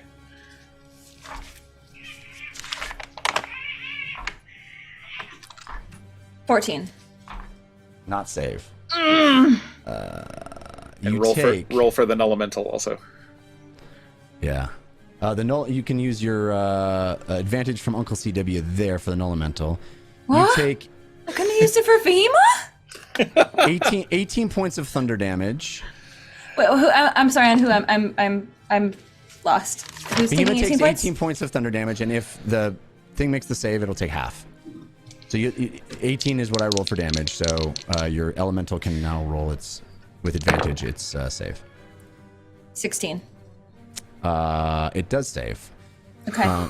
So it takes 9 9. points of thunder damage, and you take 18 points of thunder damage. So this thing Oh my opens God. again. It opens this horrible misshapen mouth with teeth and a tongue, and it goes and this immense amount. I mean, this was sonic energy, thunder damage that was breaking a wall. It was shattering this defensive wall, and it slams into you, and your ears rattle, your teeth chatter, you're completely knocked senseless by this incredible amount of sonic energy slamming into you. Fahima will let out a huge, loud, guttural scream of pain. She's on top of this parapet, so hopefully you guys can see that. Jeff, does the little one in the crack take damage? I mean, it's in the crack. Just a question. I'm guessing that the wall would absorb most of that, and you see the you know, it would the rubble breaking. There's rocks. This wall did take damage as well. But the wall took the brunt of it and protected. Yeah, because it's sort of inside the wall. Makes sense. Makes sense. That's right. So Fahima is not actually right up next to that thing. She's above it. Okay. That's correct. She's on the top. Okay. It is in the middle. It's kind of confusing to look at, but I don't know how else to make it clearer. No, it's fine. Honestly. It's fine. All right, so it is this thing's turn. It is going to... We're in trouble. Yep. Man, it wants to... You know what? It's going to... Fahima looks really effed up right now, you guys. Yep. We know. She's- I know you're a wizard trying and to you've see taken it from a where we're lot at. of damage. I'm trying to tell you that how little hit points I have without telling you how little hit points We I have. know. We know. It's real clear. I lost count. All right.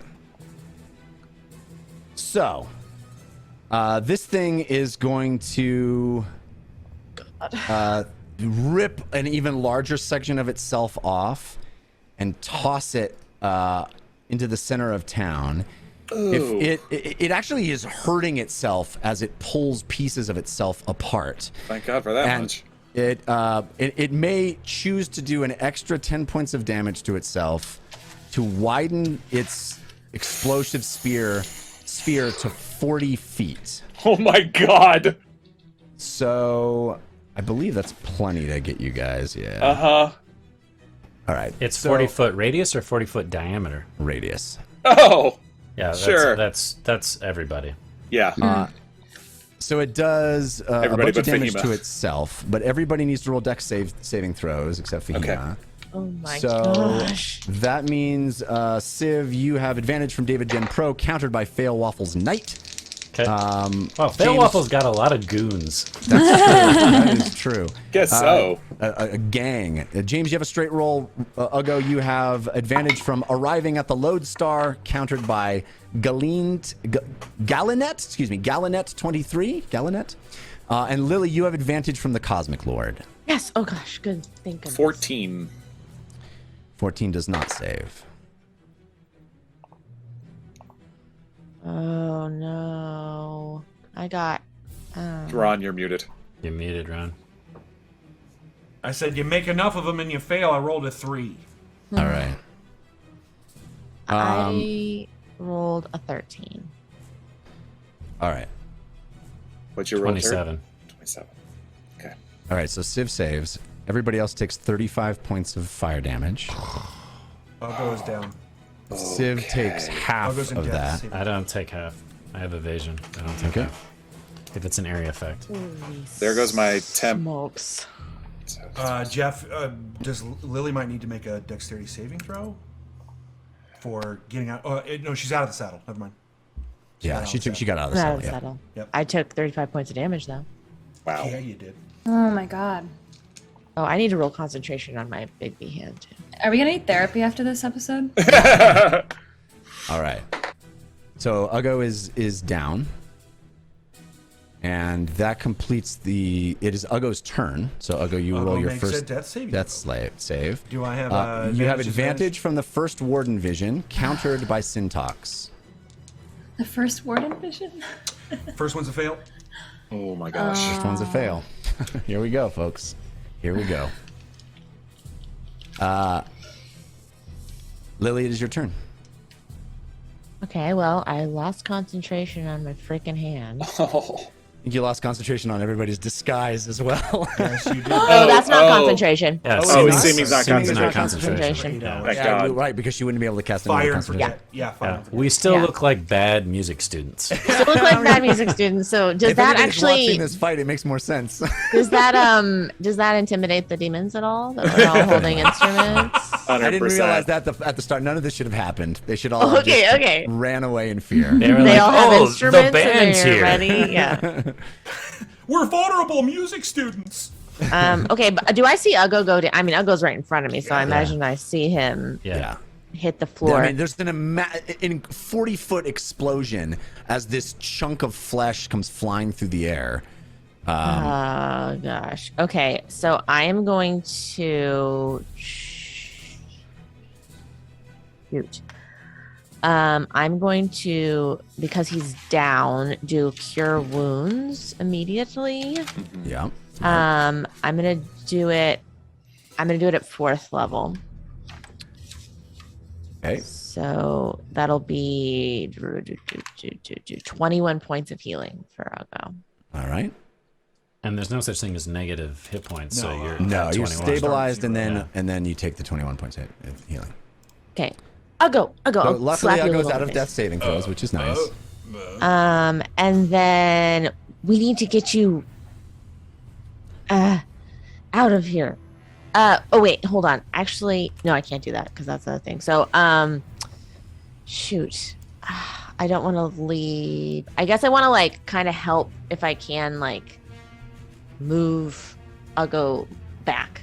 Like if he's I mean, if he's willing, you can certainly move him at half your movement speed. yeah, I just want to like move him farther away from where the damage is coming to let him Okay. like recover. Yeah. All right. Yep. So if you want to move him, down this alley here. Yeah. Or, Just yeah. down the alley a little bit. All right. Feel free to move yourself. I will do it right now. And that'll be my turn because I can't do anything else. Okay. Otherwise. Save your Oh my turn. gosh, this is stressful. All right, so what do I see from where I'm at? Because I really need to know. I know I heard Fahima, but I don't know if I see her.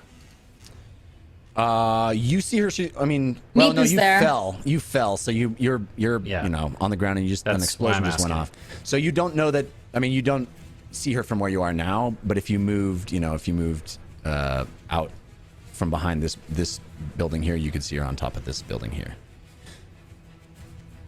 And I think you have a sense of the direction she went. You just don't see her. But she's also 20 feet up, right? Yeah. All right, I'm going to try to draw focus. So I'm going to move into the square. And I'm going to turn to, as I'm walking by James and as I'm going towards Uggo, I'm going to say, we need to retreat. And then I'm going to fire up at the yellow demon with my bow.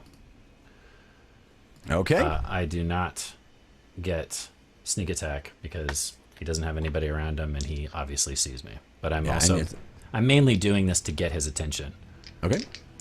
Straight roll as far as I'm concerned. Okay.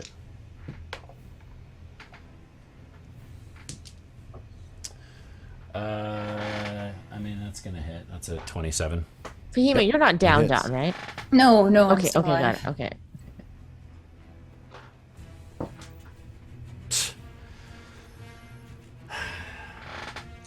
Yeah, that's 7 points of damage. Okay. Um, So you And see then it I'm going to- lodge into the shoulder of this big round demon with horns, Yeah. and it Yeah. turns and looks at you and goes. I'm intentionally doing this to draw his attention, and then Yeah. I'm going to look over at Fahima out of the corner of my eye and say, "Run!" And that's my turn. Okay. It is the shocking demon's turn, so it takes this one in the center of Hunger of Hadar takes. Yes, it takes 2d8 cold damage, so it takes 9 points of cold damage, and then it needs to make a strength saving throw. All right. Its strength save is an 8. That fails. It is restrained and takes 9 points of acid damage, so it doesn't get to go anywhere. All right. So it is very badly injured.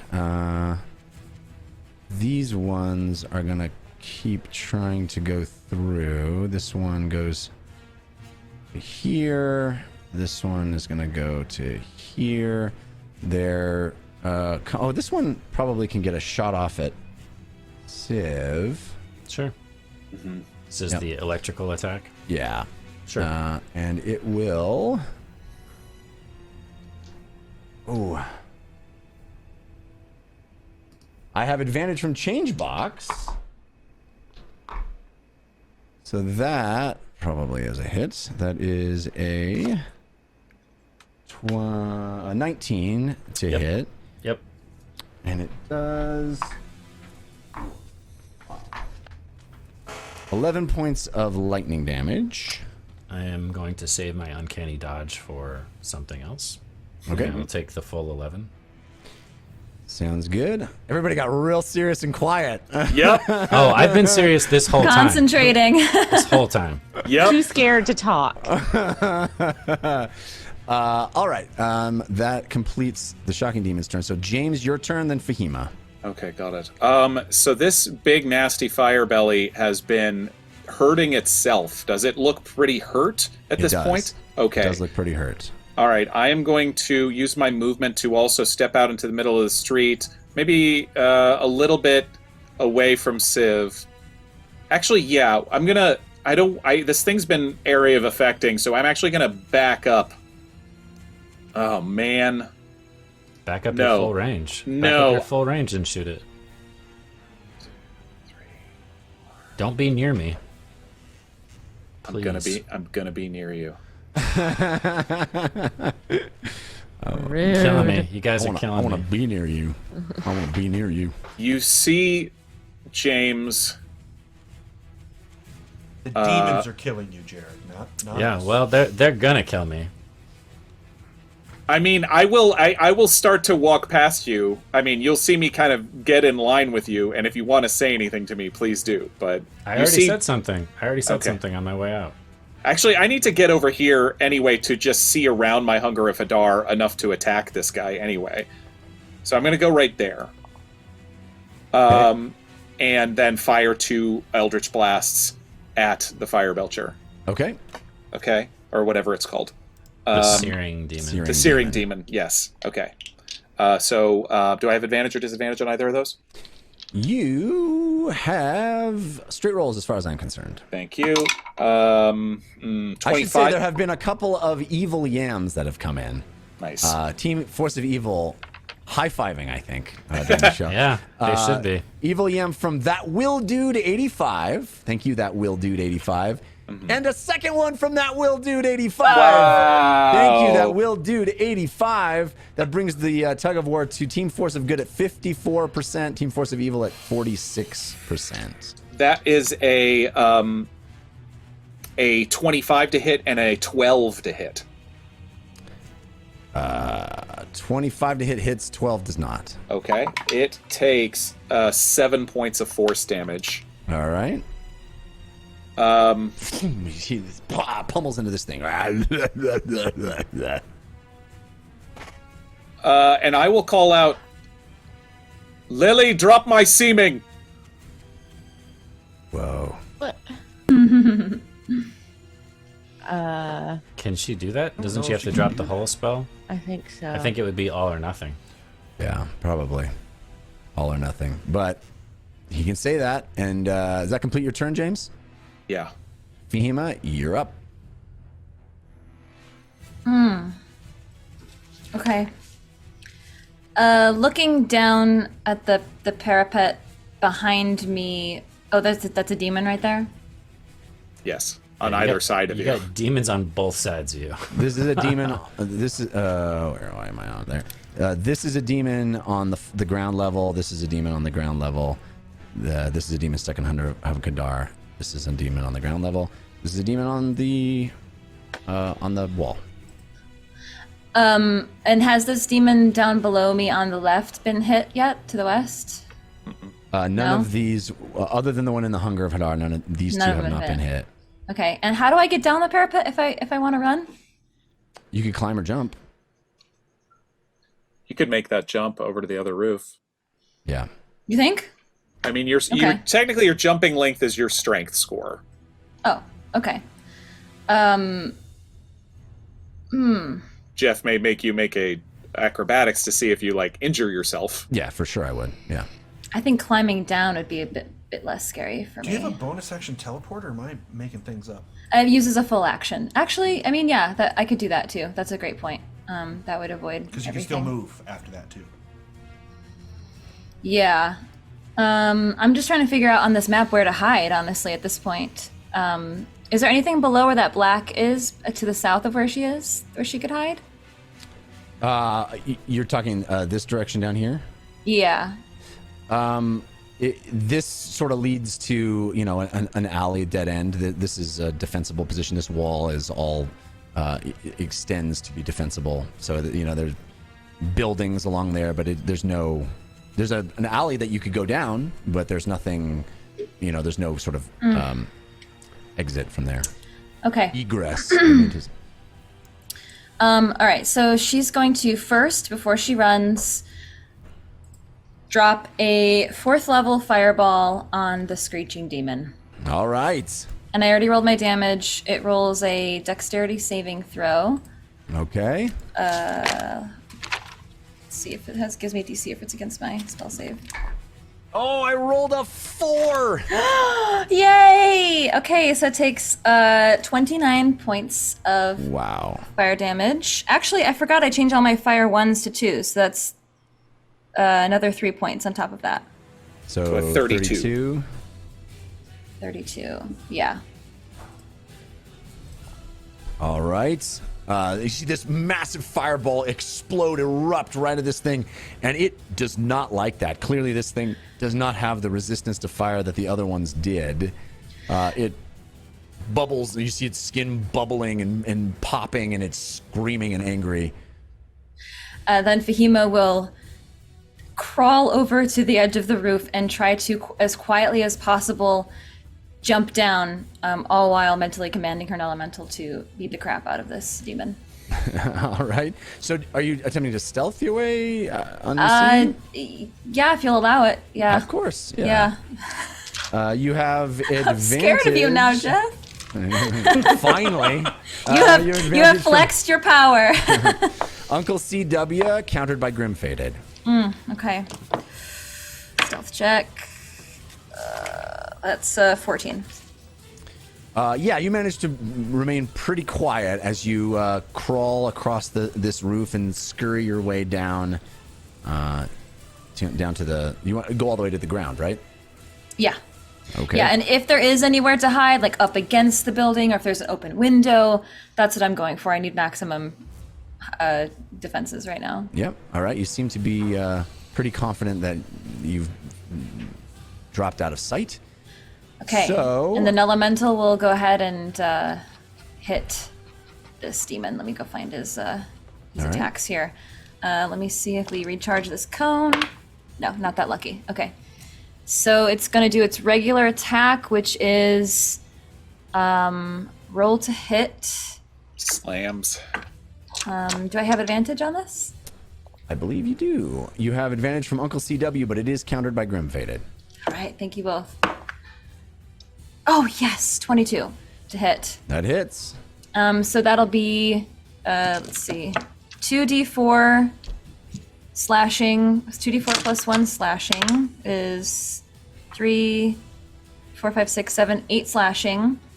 Okay. Plus 2d6 fire. Wow. That's 9 fire. Plus 2d6 cold is 6 cold. All right. So the 23. The Nelemental whoosh, still slashing at this Sonic Demon, who is very unhappy about it. You said 23 was the total? Yeah. 1, 2, 3.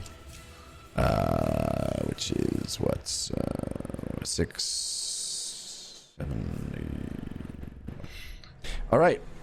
It looks like it is pretty badly injured. It is very angry and screeching. Does that complete your turn, Fahima? It does, and I'm going to move up this elemental to melee. All right. This is the Sonic Demon's turn. It is standing right in front of the Elemental, so it is just going to claw attack. And it can make 2, so I have advantage on both from change box. Boy. I probably missed on the second. The first is 18, and the second is 13. Points of damage or to hit? No, to hit. I guess the Elemental. Yeah, AC is 13. Both hit. All right. Okay. So it does.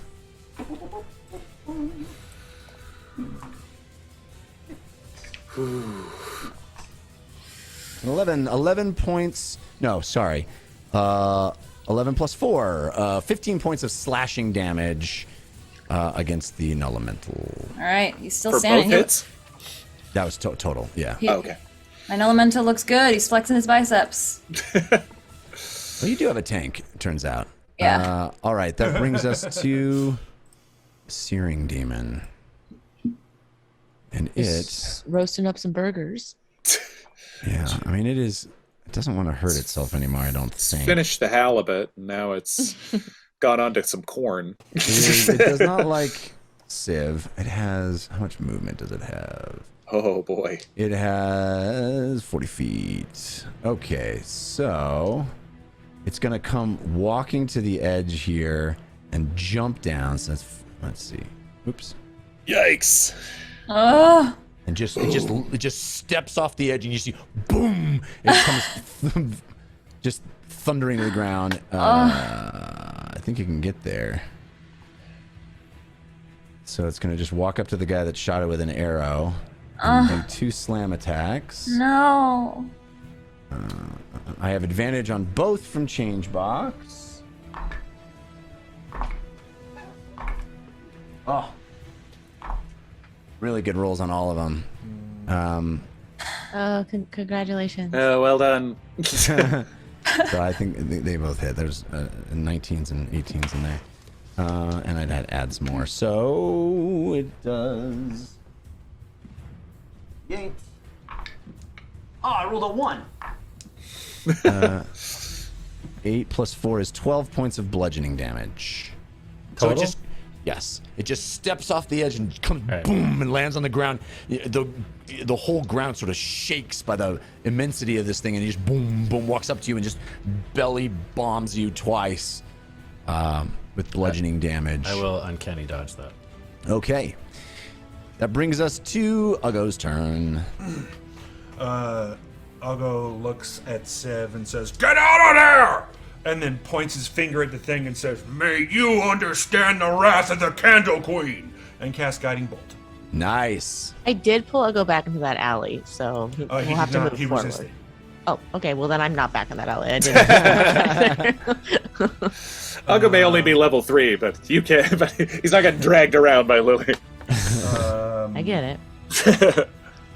No one listens to me anymore. I'm going Guiding to use, Bolt. True. I'm going to use my. I'm going to use the Bardic. Bardic Inspiration for this attack. Yeah. use All it. right.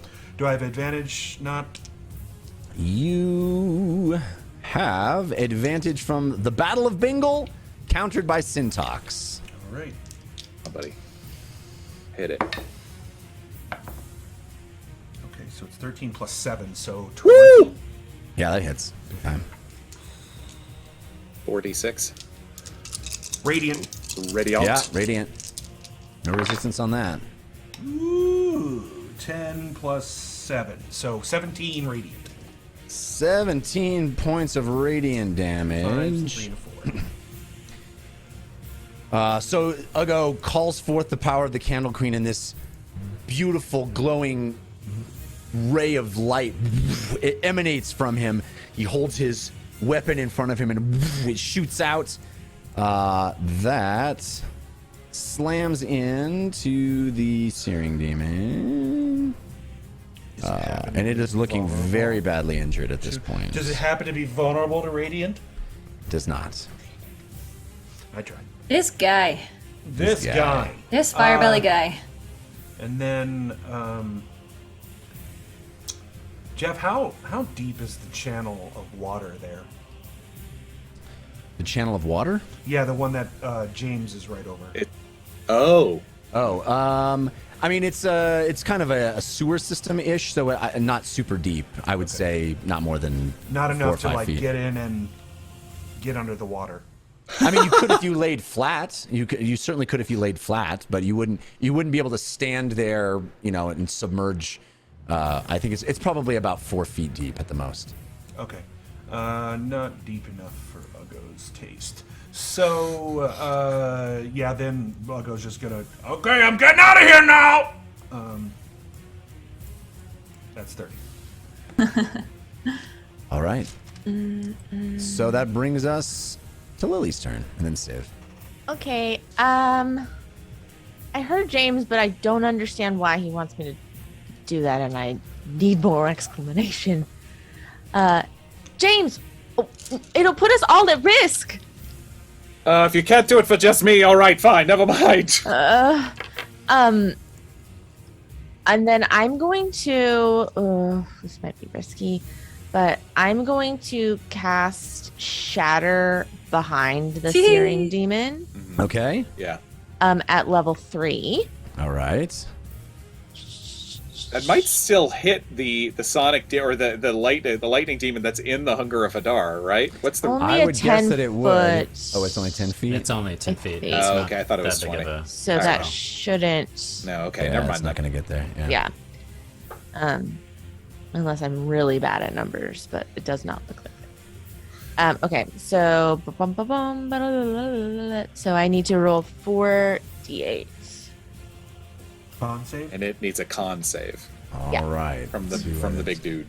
Con. I have advantage from change box. 7, 2. Oh, terrible rolls. That is a 9, even with advantage.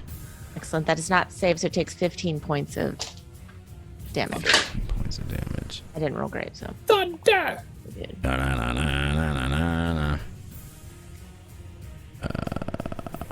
Oh my gosh. Okay, so with this sonic boom, you've heard the sonic energy coming from the front of the wall, beyond the wall, blasting it.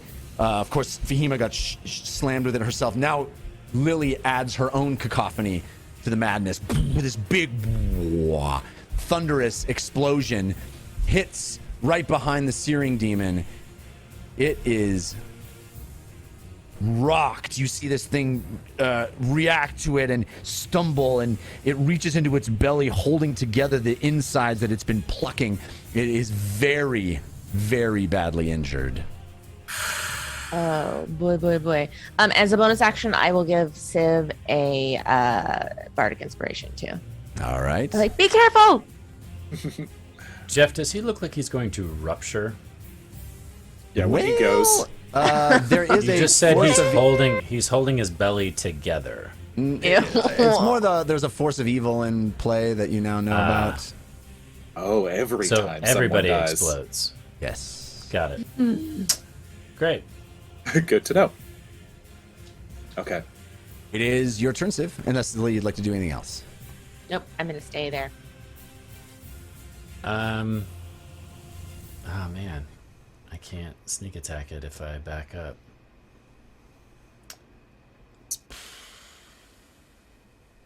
And it could. When that other creature blew up, it was like 10 feet. 15. It was like 2d6 and 10 and 15 feet. Yeah. All right, I'm gonna end this thing. But before I end it, or attempt to end it, I'm going to use Second Wind to heal myself some. Good idea. So that's cool. So that heals me some. And then I'm going to, excuse me, I'm going to use the Dragon Tooth Dagger, and I'm going to Booming Blade it with my action and stab this thing in the belly. I mean, why not? All right. You have advantage. You have advantage from the Forgiving Clam. Thank you. Oh, how nice. I just rewatched that episode, and it was painful. Yeah, that'll hit. That's a 28. Yeah. Okay. So this is a whole lot of damage. 10, 19, 25, 31 points of damage. Oh yeah, you stab this thing, and as you stick the dragon blade into its flesh, you see its eyes get wide, and it's the fire inside it seems to overtake it, and it just bursts, almost like popping a balloon, and it explodes. The amulet flashing twice, blinking and flashing twice. And anybody in 15 feet, which I think is only you. Just me, yeah. That's part of the reason why I decided to do it. That is 9 points of fire damage. And no save or anything, right? I just take it. Right. This is a. That's exactly how much I got from my second wind, by the way. So that just explodes, and you see the smaller demons that have been rushing through react as this. It seems there seemed to be a hierarchy of these demons in some way, and they react, having seen their one of their leaders explode and be defeated on the battlefield. Anything else you'd like to do, Civ? Yes. James, how good do you look? Do you look? I'm fine. You're fine. I mean, the temporary HP is gone, but I'm not. I'm looking okay. I'm looking pretty hardy. Do I see Fahima or no? You can see. Well, she's hiding behind the thing, so you saw her drop down, but she's out of Your sight. passive perception's pretty good, though. I mean, she only rolled like a 14, so you might. I got a 17. Oh yeah, you okay. You would know where she went. Cool. Then that was my action and my bonus action. So then my move will be 5, 10, 15, 20, 25, and I will start to climb up the side of this building. All right. That's my turn. Okay. It is Shocking Demon's turn. This one is still stuck in the Hunger of Hadar. It takes 6 points of cold damage, and then it needs to make another strength saving throw. All right. Guessing we hear. Rolled an 11 for the I'm strength. guessing we hear some electricity go off in the middle of that. That's right. It's exactly what happens. There's a, in the middle of the. Yeah, this fight has been quite something for sound. There's been all these thunder attacks. There's the Hunger of Hadar constantly screaming and moaning, and then the Foley artist had a heart attack a long time ago. yeah. Another 9 points of acid damage. Yeah, this thing is obliterated. You hear an electric discharge in the middle of Hunger of Hadar, and it is toast. And it has been a while since this thing used its sonic thing, so these two, boy, it saw you climb up the building. It's not gonna be able to get up there. Its climbing speed. I can't get to James. It's gonna go here. Runs down the alley and attacks Fahima. No, it doesn't know where you are. It's gonna use its ranged attack to attack James. Oh. That lightning arc, and that one. I have advantage from change box. Oh, that's bad rolls again. It is only a 15. That hits. Still. Okay. So 5 plus 5 plus 6. Wow, on a d6. 16 points of lightning damage. Okay. Ouch. The lightning shoots toward you from this thing, and then this one is just going to make its way through here. All right, that brings us back to James's turn, top of the round. Okay, the sonic one, I can't see. It's on the other side of the. Oh, I need to roll concentration for Hunger of Hadar, or Hadar's Fury. You have advantage from the Forgiving Clam, countered by Happy Birthday, Gorbin played. Warcaster gives me advantage anyway, and I failed. So Hunger of Hadar goes away. No. It's gone. That was the only thing that was keeping us safe. I rolled a 1 and a 5. Now's when we definitely flee. Goes away. I will use my full 30 feet to back up, and then I will use my action to activate the Pearl of Power and give myself back a 3rd level spell slot. All right. I mean, you guys are doing pretty good here. Yeah. I mean, you killed the Searing Demon, the Sonic Demon. By the way, Searing, Sonic, and Shock. It's the 3 S's. Yeah. Because you guys are you guys are getting your S's handed to you. Yeah. Nicely done. Nicely done. I quit.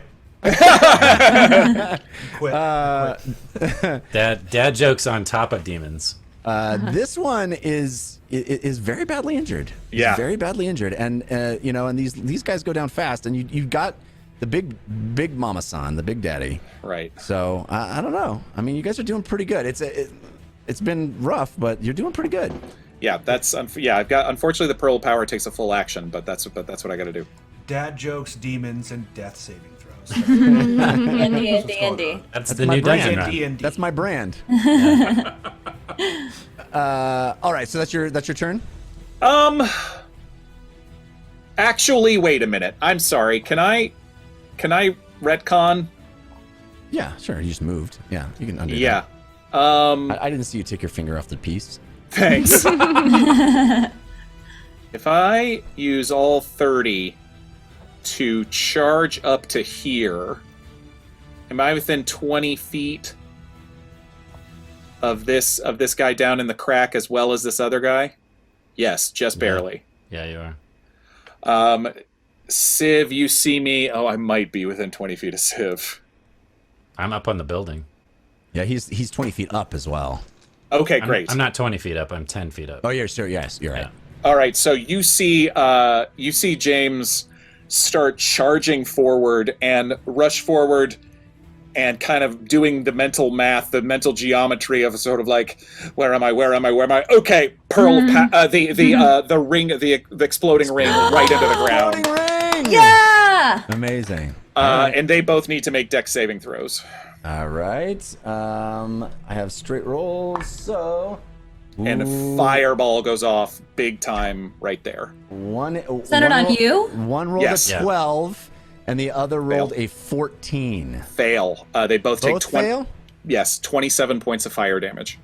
Whoa. All right, well, they are resistant to fire. So 20, you said 27? 13 points of fire damage. 13. And do you take that with your temp HP? No, that's the explode. That's the beautiful of the Yeah. exploding ring is I don't take it. Yeah, the person wearing it doesn't take the damage. Right. Yeah.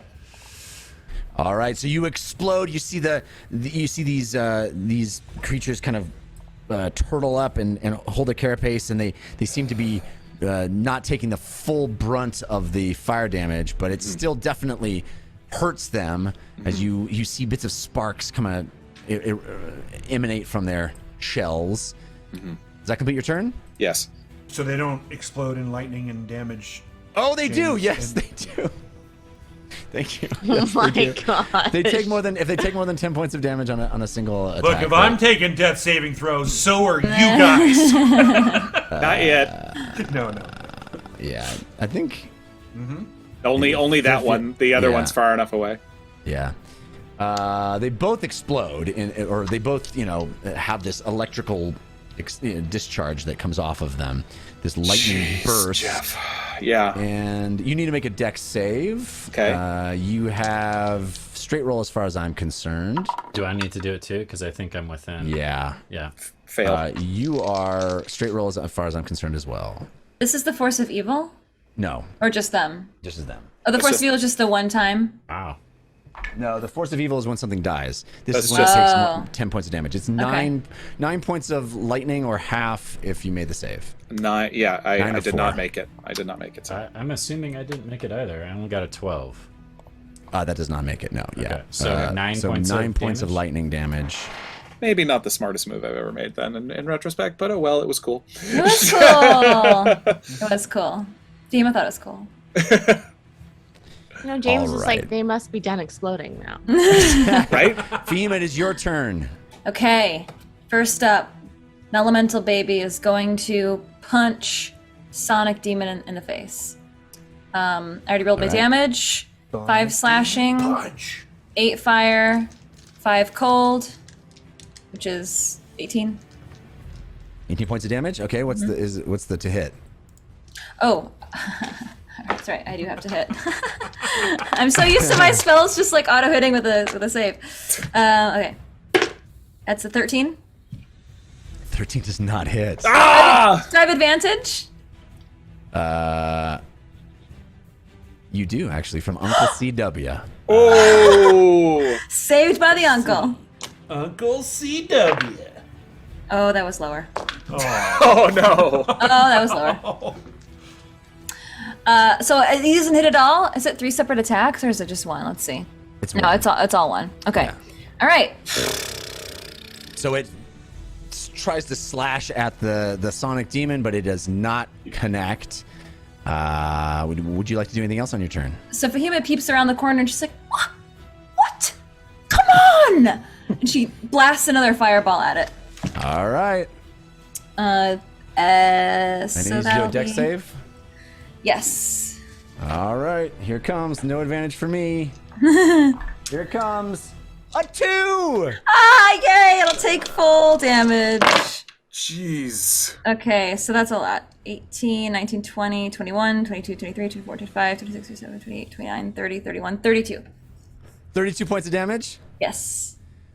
You place the fireball right behind it, and it erupts in this massive ball of flame, and you see the thing lean back its head, and that horrible misshapen mouth with the teeth and the tongue screeches, and this huge cone, this massive cone of sonic energy shoots directly up into the sky as it dies. It's a last gasp death scream straight up into the sky as you defeat this creature. And with that, these other ones seem to lose any kind of sense of purpose. They're skittering around and almost frightened, these demons. They're still angry and dangerous, but they seem to have lost any kind of guidance. I'm gonna have the Nullimental come over and scoop Fahima up and carry her over. Jeff, your Sonic Demon explodes, right? It does explode, but yeah, it would have hit the Nullimental. Thank you. Which is invulnerable to fire. Yeah. That's right. Invulnerable to fire. Doesn't matter. Good call. It's gonna carry Fahima over to her friends. How much movement does it have? Oh, well, I don't know. This is after the fight, right? No, I mean, we still got 2 more little guys. Oh, we still okay. I thought you said they They don't disappeared. run off. Well, Okay. they're just Okay. disoriented and unhappy. Okay. They've lost all right, morale. all right. I'll put her back. They're super bummed. Yeah, I'll go. It is your turn. It is your turn. The super bummed demons. Last Ugo No, heard Elemental he was told to 200 run, so he continues to run. 5, 10, 15, 20, 25, 30. 5, 10, 15, 20. I think by that time he's like, where's everybody? Clang, clang, clang, clang. And he stops and comes back, so that's Through his where plate he's at. armor.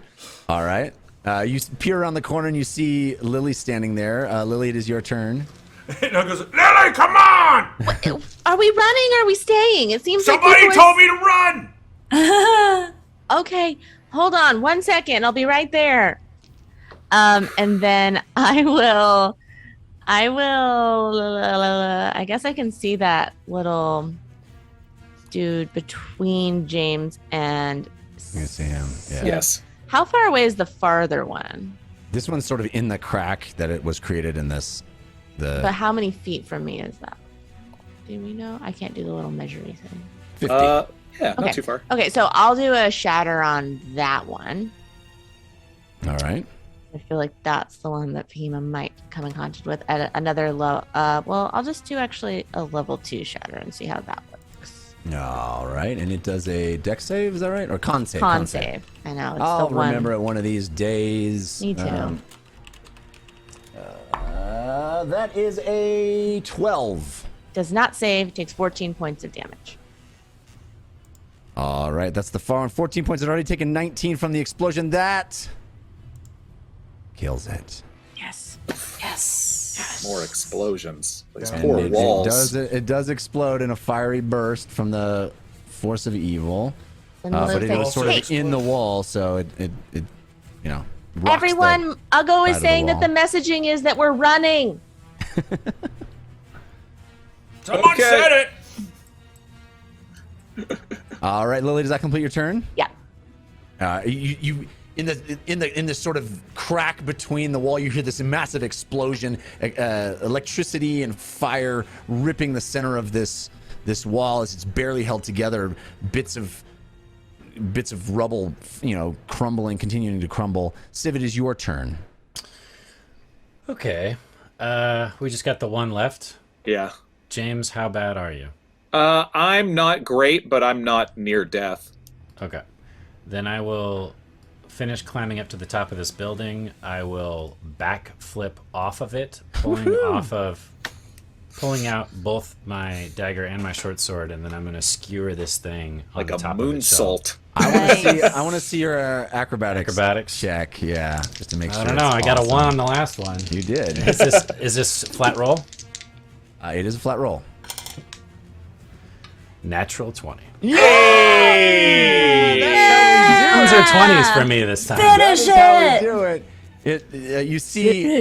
Well, that's just my acrobatics roll. Do you want me to roll attack? No, I don't. I don't even need you to roll. We're all attack. distracted by the cool cartwheels that you're doing. The natural 20 of the acrobatics roll. You do this incredible. Impresses it to death. backflip, and you know that thing where like you spot it upside down, and you come down with the full weight of your body with the dagger, just skewering this thing, slicing it in half, cutting this demon in twain. It does explode though when you kill it. It does explode, yeah. It does explode. We both take. It does explode. And no saves. That's right. And for 10 points of fire damage as it Oh bursts. man, I had so much temp HP, and it is. Yeah. I'm still down to 20 hit points. What's really nasty is you can't even uncanny dodge it because it's Right. not It's just an explosion. Yeah. And well done, Team Force of Evil. That explosion ends the fight. You see, as you land, Civ huffing and puffing, all of you looking around, seeing if there are any more threats. You notice that the demons have stopped pouring through the cracks in the wall.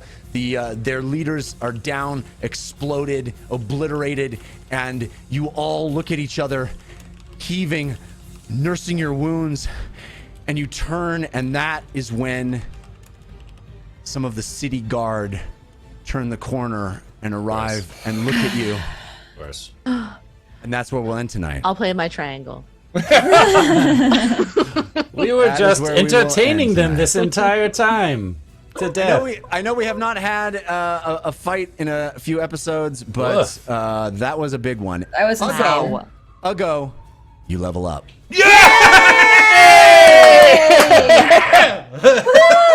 And you get a feat, or an ability score. Yeah, sure. That's fun.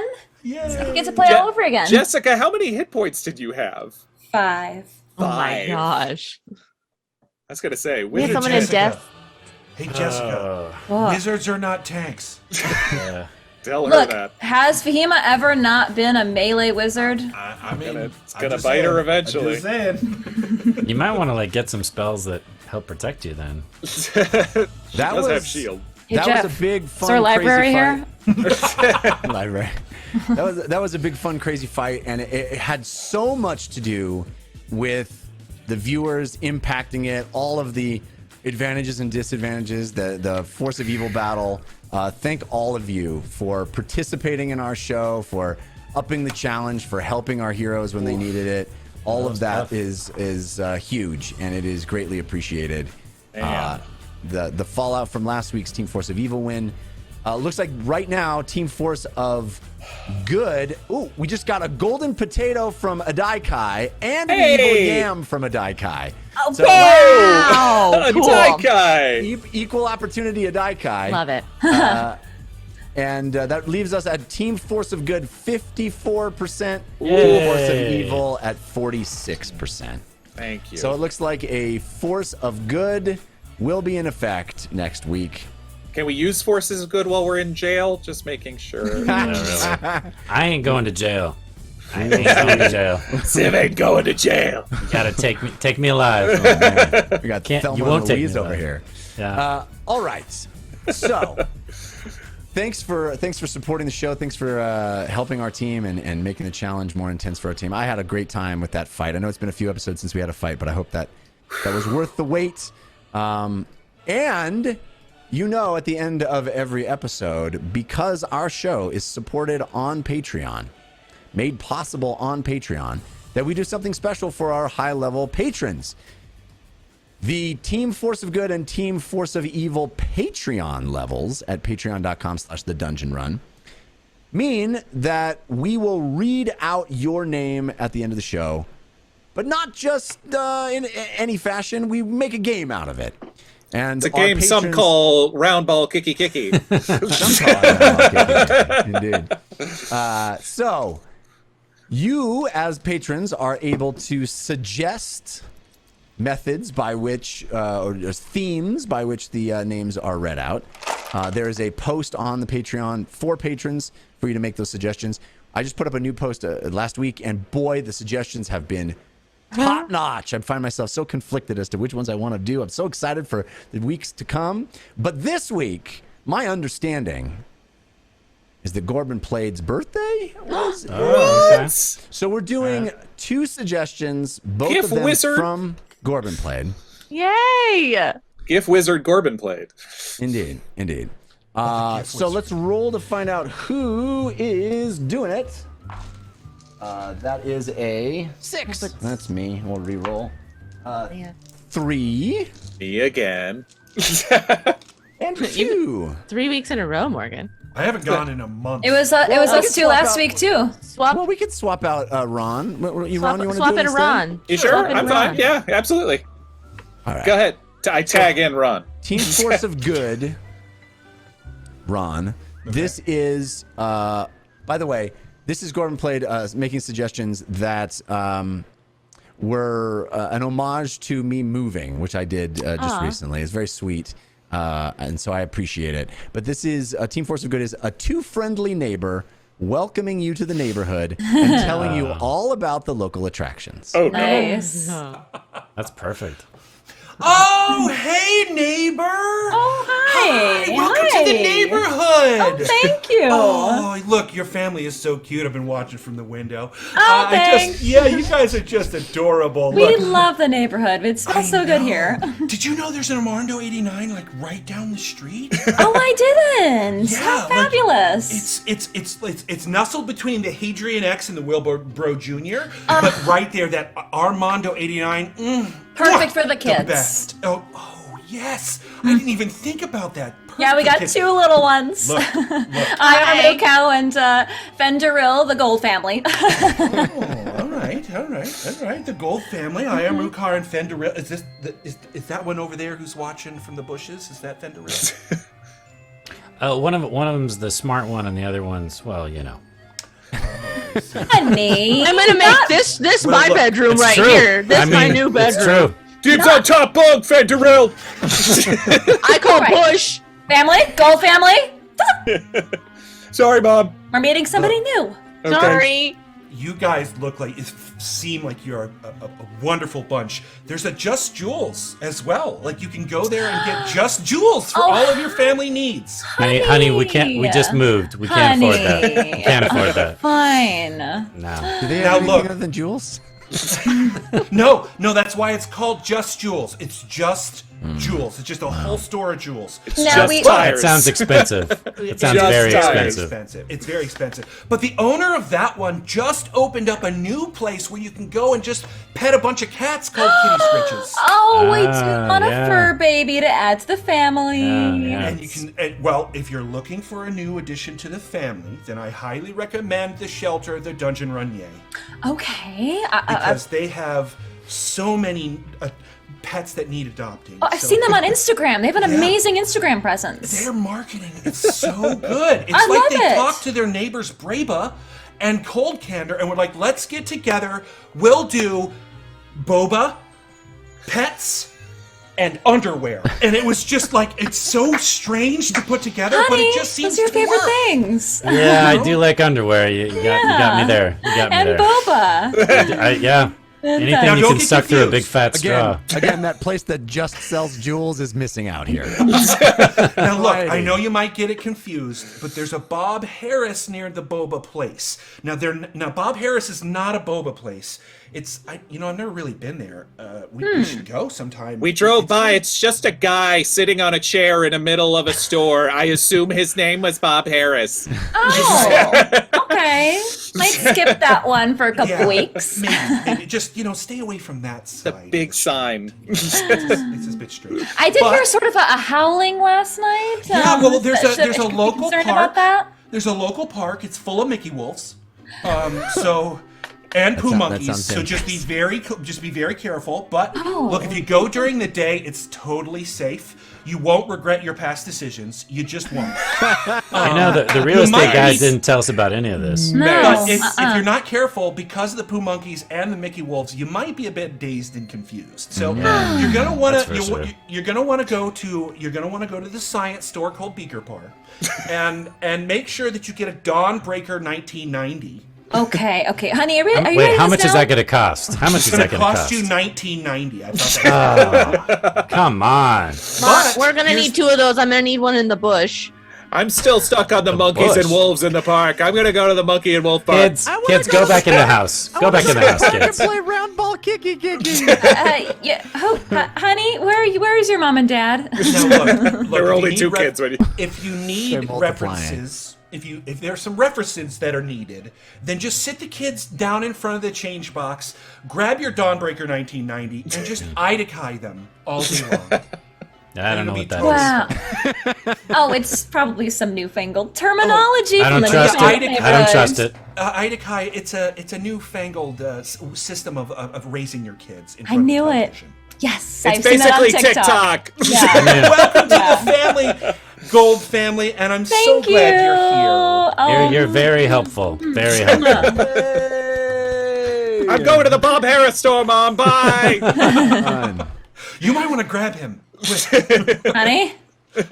Whatever. We'll just make another one. All right. Team Force of Evil, which we determined was who? I don't remember. Me. All right. Jessica. This is also similarly themed. Force of Evil, and this is something that hits a little close to home to me. Oh, no. Boy. Is it like eyeball popping? And No, come on. Oh, no. That close Oh to my home. god. Ugh. Jeez. Too soon. Still too soon. A moving company listing all of the upcharges they added to their original quote. yeah. Oh boy. Okay. All right. Everything is moved in. Boxes are set up in the living room, and we do have a couple things to go over here. Well, it's all prepaid, right? I mean, I don't Right. need to pay more. I mean, it's been paid, right? Well, it's prepaid, and we have your credit card on file, and it will be charged for the following. Down to clown. Honey, you gave them the credit card? We did have a couple of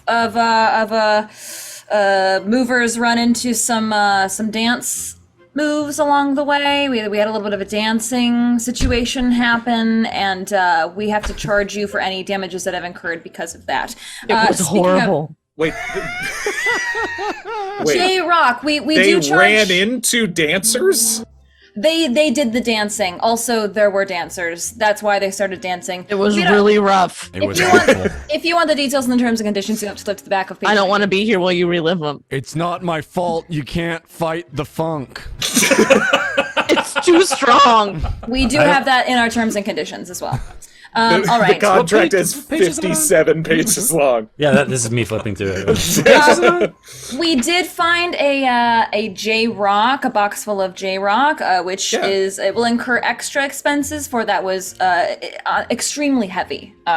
We one of our guys threw out his back lifting that. Wait, honey, did you pack a box full of rocks? I mean, I might have. They're the J-Rocks. They're very from our trip to J. They're very special.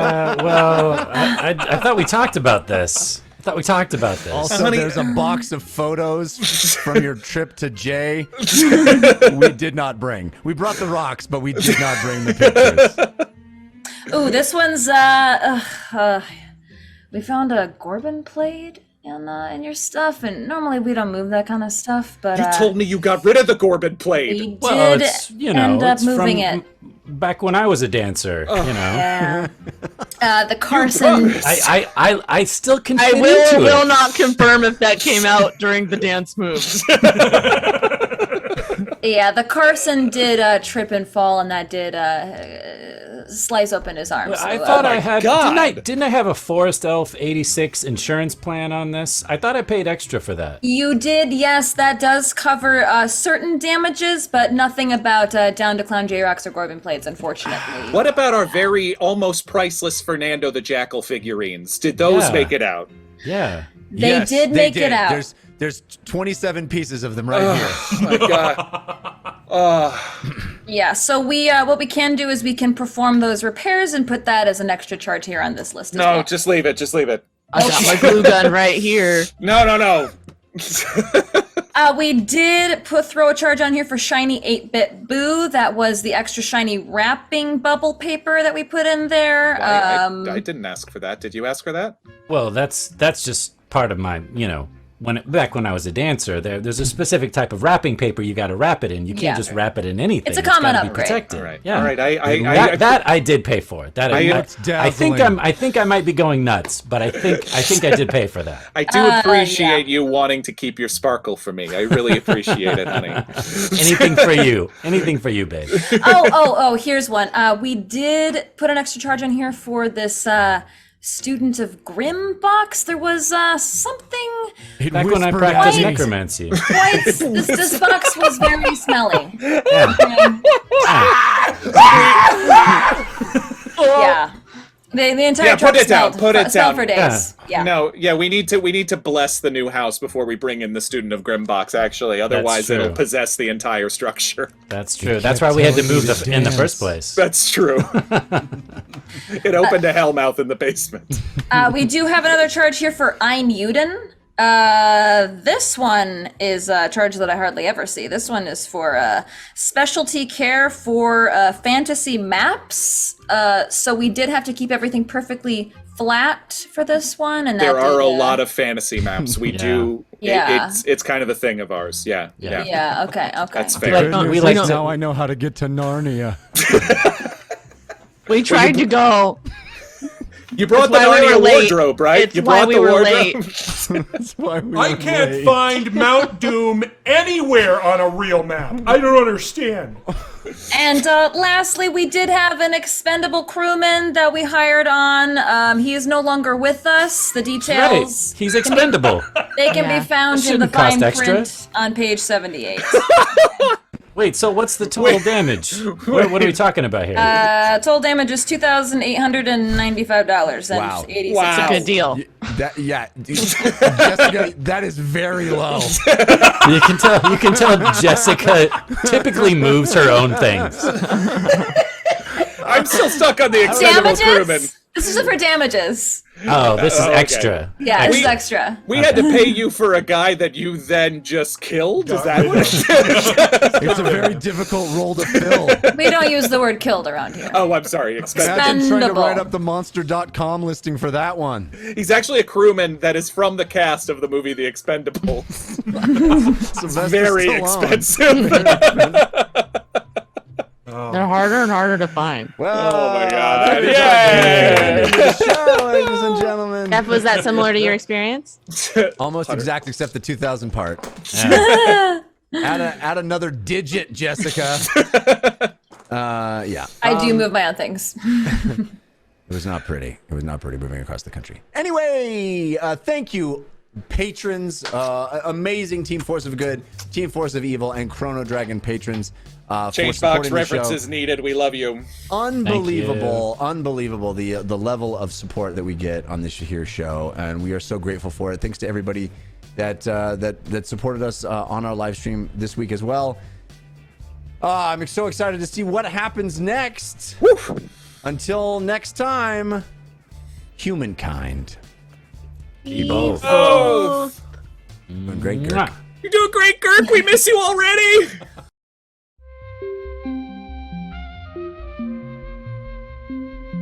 It started.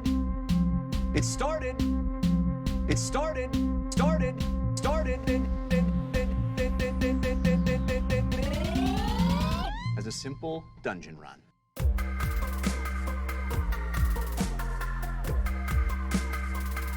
As a simple dungeon run. Let the dice